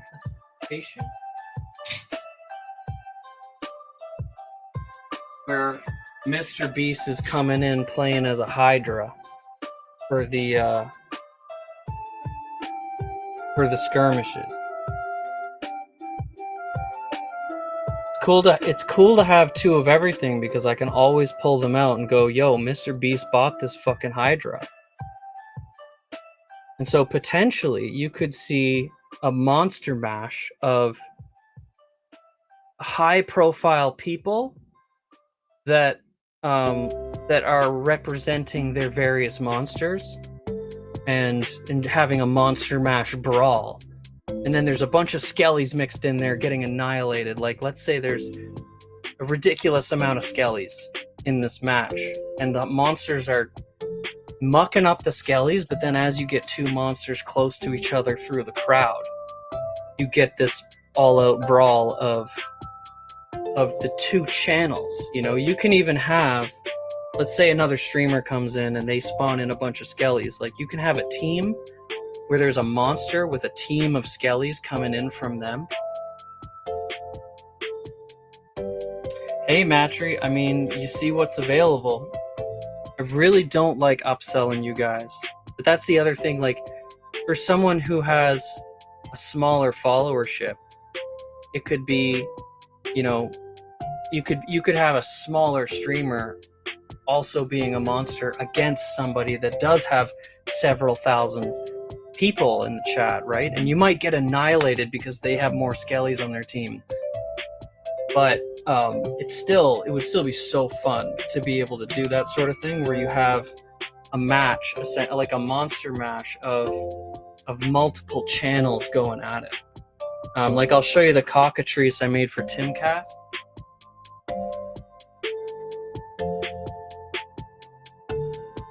Like, the chicken's like the mascot over there, right?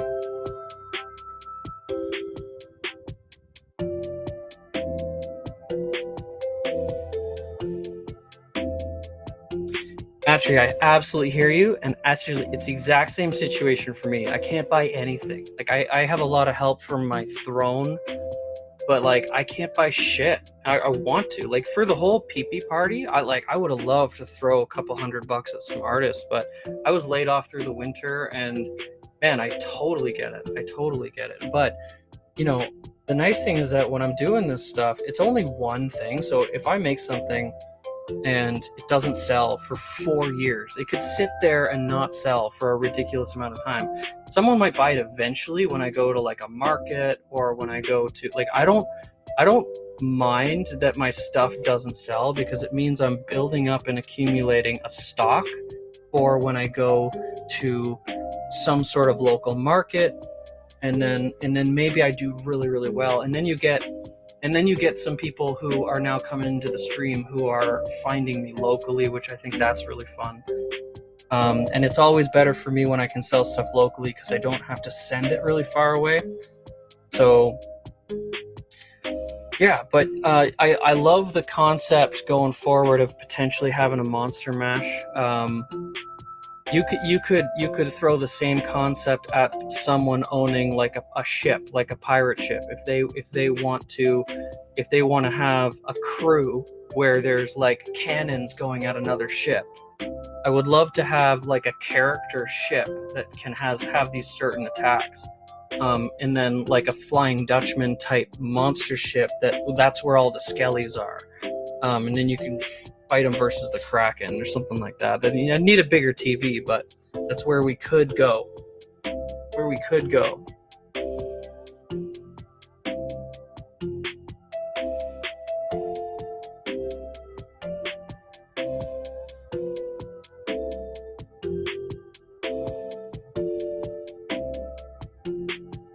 I gotta reach out to a local DM who bought this one.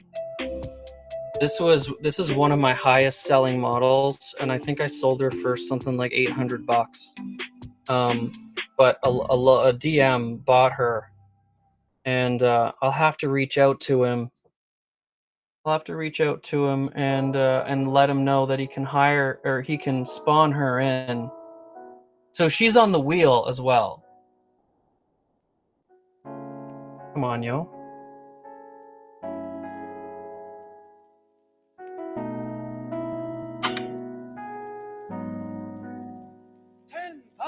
Years will give you such a crick in the neck.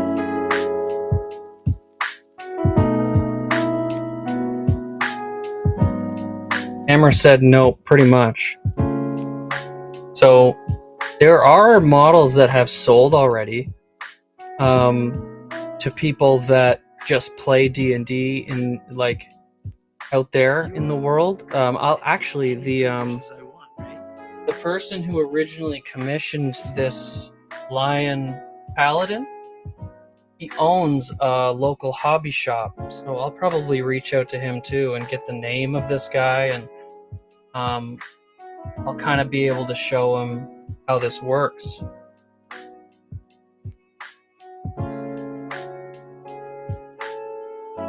I would love to, but basically my point is that there's a lot of people out there that bought stuff for the sake of the minis, but they don't even know that I stream.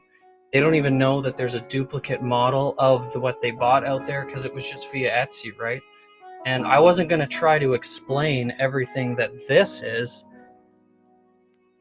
Like, there are people that bought stuff from the online stores because they found me streaming, but there's a lot of people that just were browsing, like Etsy or Shopify, and bought stuff, but they have no idea that this is a thing. So I'd like to reach out to all those people and say, hey, just so you know, if you want to come in and spawn in your character or your monster that you bought, that's an option.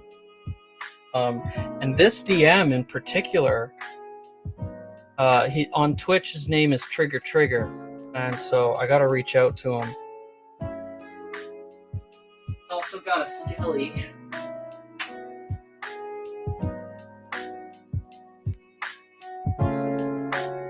Trigger was one of the first Skellys.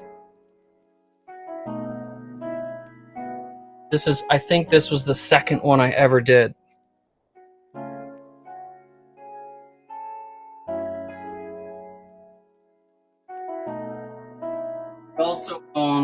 He also did this one. He commissioned this one as well. And this is a specific D&D character that I'm forgetting the name of. But one of you guys might know this character, this monster. It's apparently a well-known demon in D&D. And I'm completely forgetting who this is. Apparently there's a whole book on him, and he was this was the boss of of one of his campaigns. And I remember when I looked up references, it was very easy to find a lot of examples, and this model was one that was already sculpted, so I know he's popular. Just don't really know.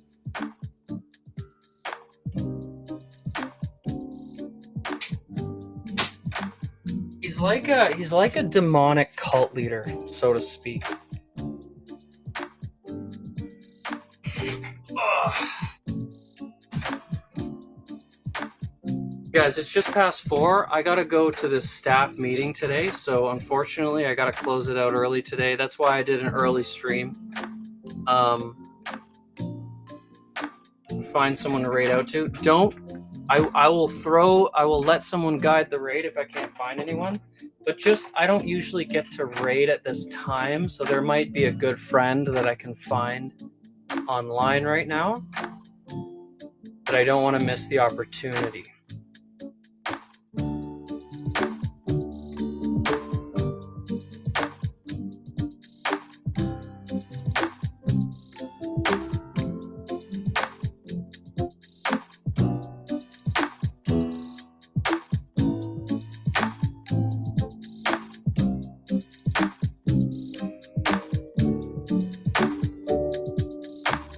You know what? We're going here. Very well known stream, but I never get to raid.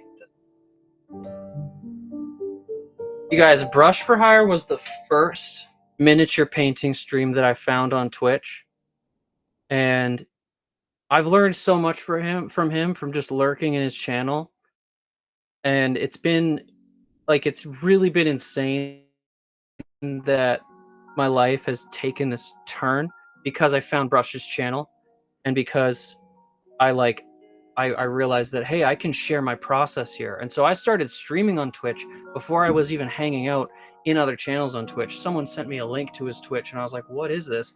I thought Twitch was just for like Fortnite and stuff. And so I saw Brush's channel. I started streaming on Twitch like that week, and I just dove into it, and here we are. So, you know, I don't lurk in Brush's channel as much anymore, just because I feel really busy. But I learned so much from this guy. It's been so cool, and he was also my first big raid of over 100 people, and that was early on, and it was just like, man, just kick-started. Very cool. So show some love. Use the raid emote. Use the Skelly smash emote and the strut. Let's show some love to Brush and hang out with this guy's awesome hangout. See you tomorrow.